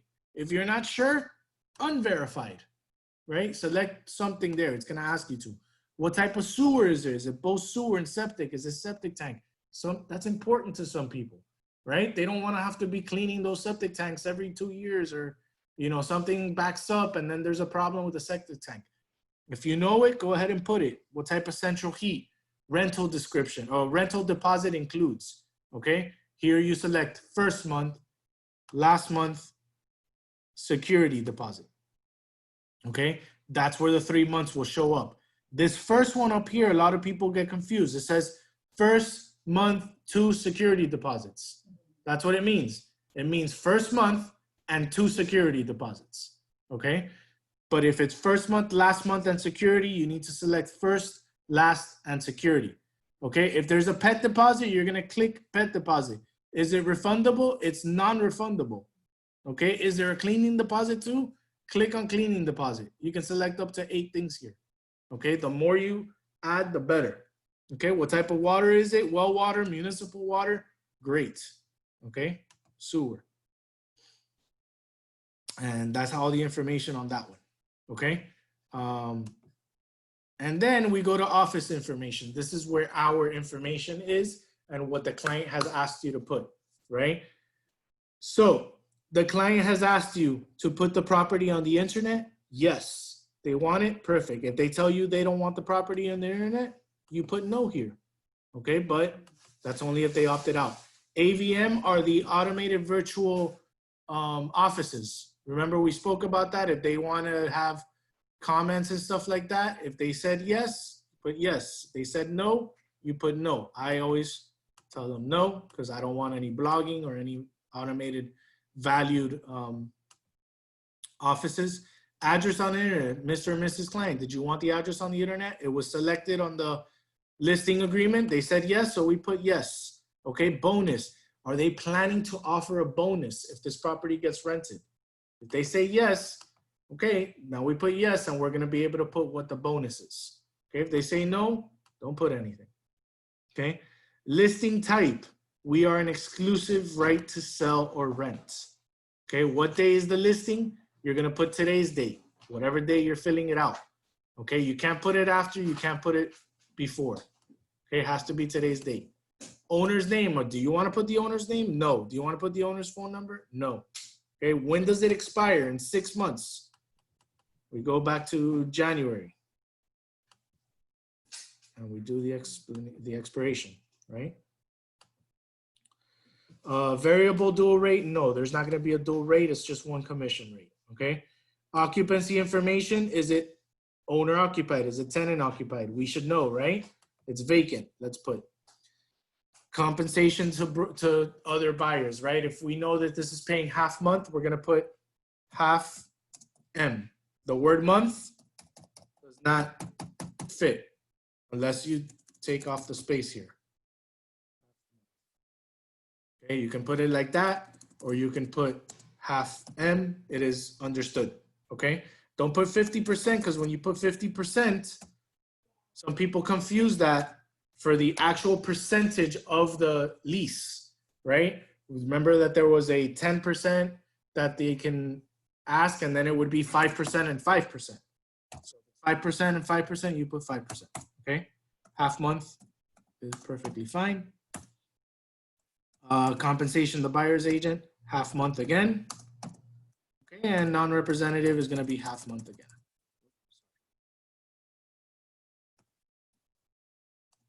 Okay. Renewal commission. Is there going to be any renewal commission? You need to ask the client that. The client says, no, there's not going to be any renewal commission. You're going to put here non-applicable. This is for other people to see, right? Other agents to see. Are they going to get renewal commission? No. And then showing instructions. How are we showing the property? Okay. You need to call the listing agent. You need to call the owner. There's an electronic lockbox. Call owner. Electronic lockbox. Call listing agent. Electronic lockbox. No appointment necessary. Right? There's a lockbox. Call the listing agent. There's a lockbox. No appointment necessary.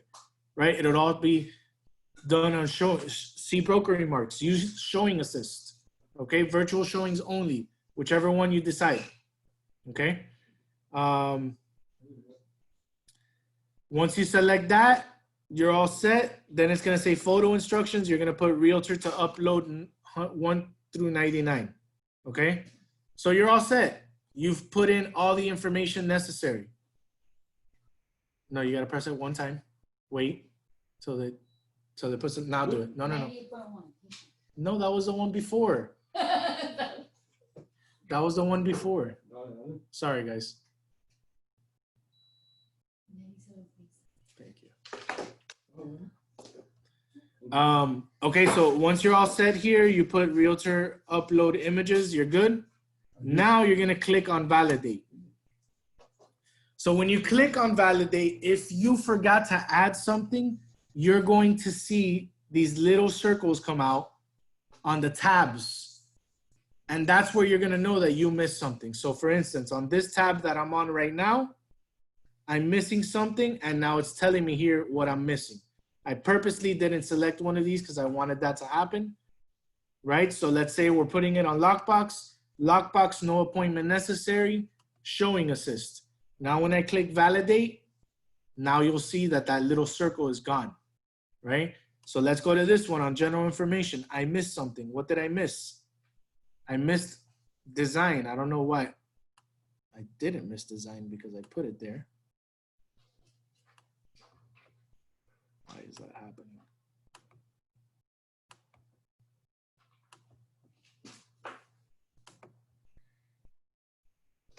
Let's validate again. Okay, so now it's gone. I guess I could only put 1 or 2. It doesn't tell me the max here, but I guess there's only 1 or 2 things I can put, and I had 3. So here, if I click on the question mark, okay, design is required. So now all my tabs don't have the little red bubble saying that there's a problem. At this point, I can submit the listing. Not going to submit this listing because this isn't an actual listing. I was just showing you how to fill it out, okay? Once I click that, it'll automatically give me the MLS number. And then once I have the MLS number, okay, I'm going to cancel this. So once I have the MLS number, at that point, then it's going to give me an edit screen for the property, okay? And now I'll be able to manage photos and manage attachments, okay? And if I want to manage the photos, you have to absolutely put at least 1 photo on your listing, okay? If you do not have 1 photo uploaded on your listing within 3 days of putting up the listing, you will start receiving messages from the MLS saying that they're going to flag your listing for not putting a photo, okay? So how do you put photos? You're gonna click on where it says manage photos, right?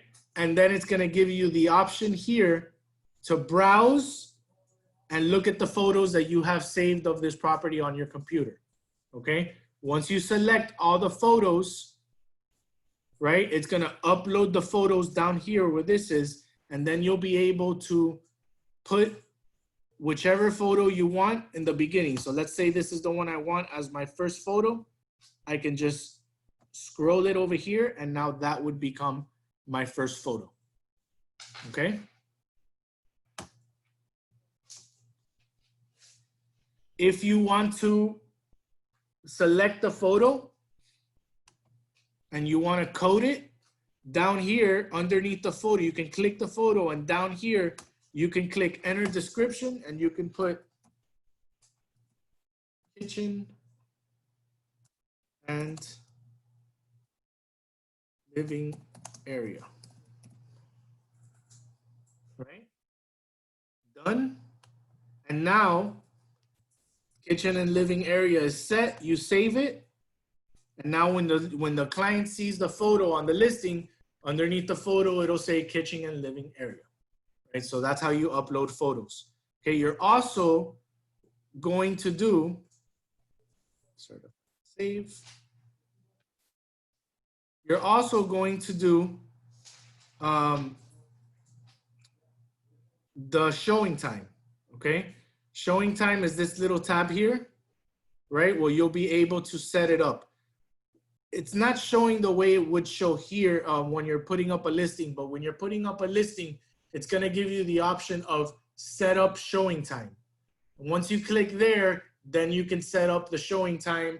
If you wanna place the lockbox code in showing time, if you want to place directions to the area in showing time, if you wanna place, if there's anybody living in the property. On some of my showing time properties, I have, CDC guidelines are being used. Tenants in the property, please be sure to wear masks, gloves, or any protective equipment, such and such things. You'll be seeing a lot of that on showings recently.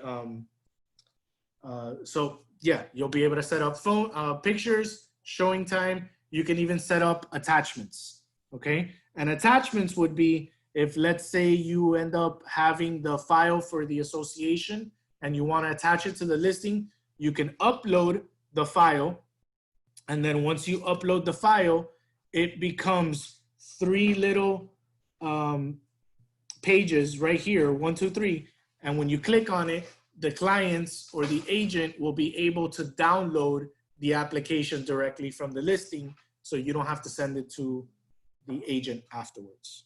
Okay, so that is how you do the listing agreements and how you add the listing to the MLS.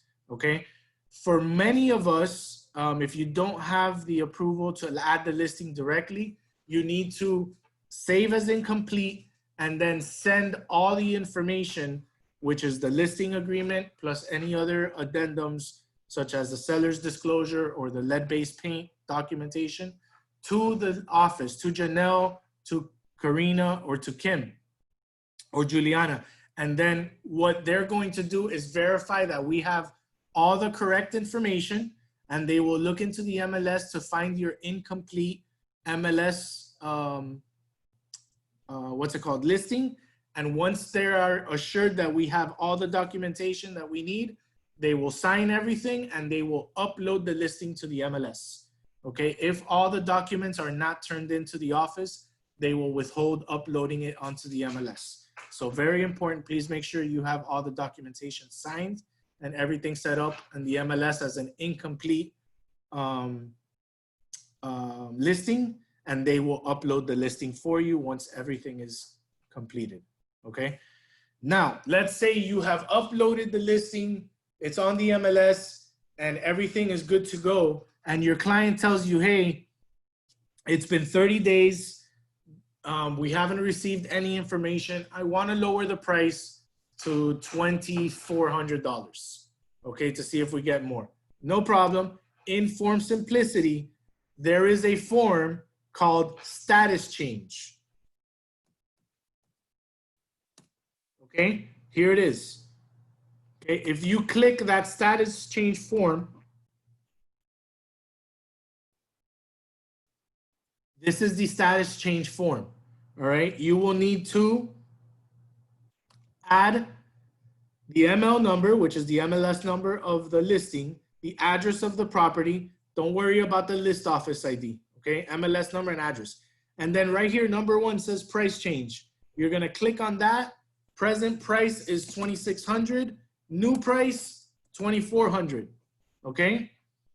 And then you're going to save it and send this by e-sign to your client for them to sign here. Then once they sign, you're going to send this.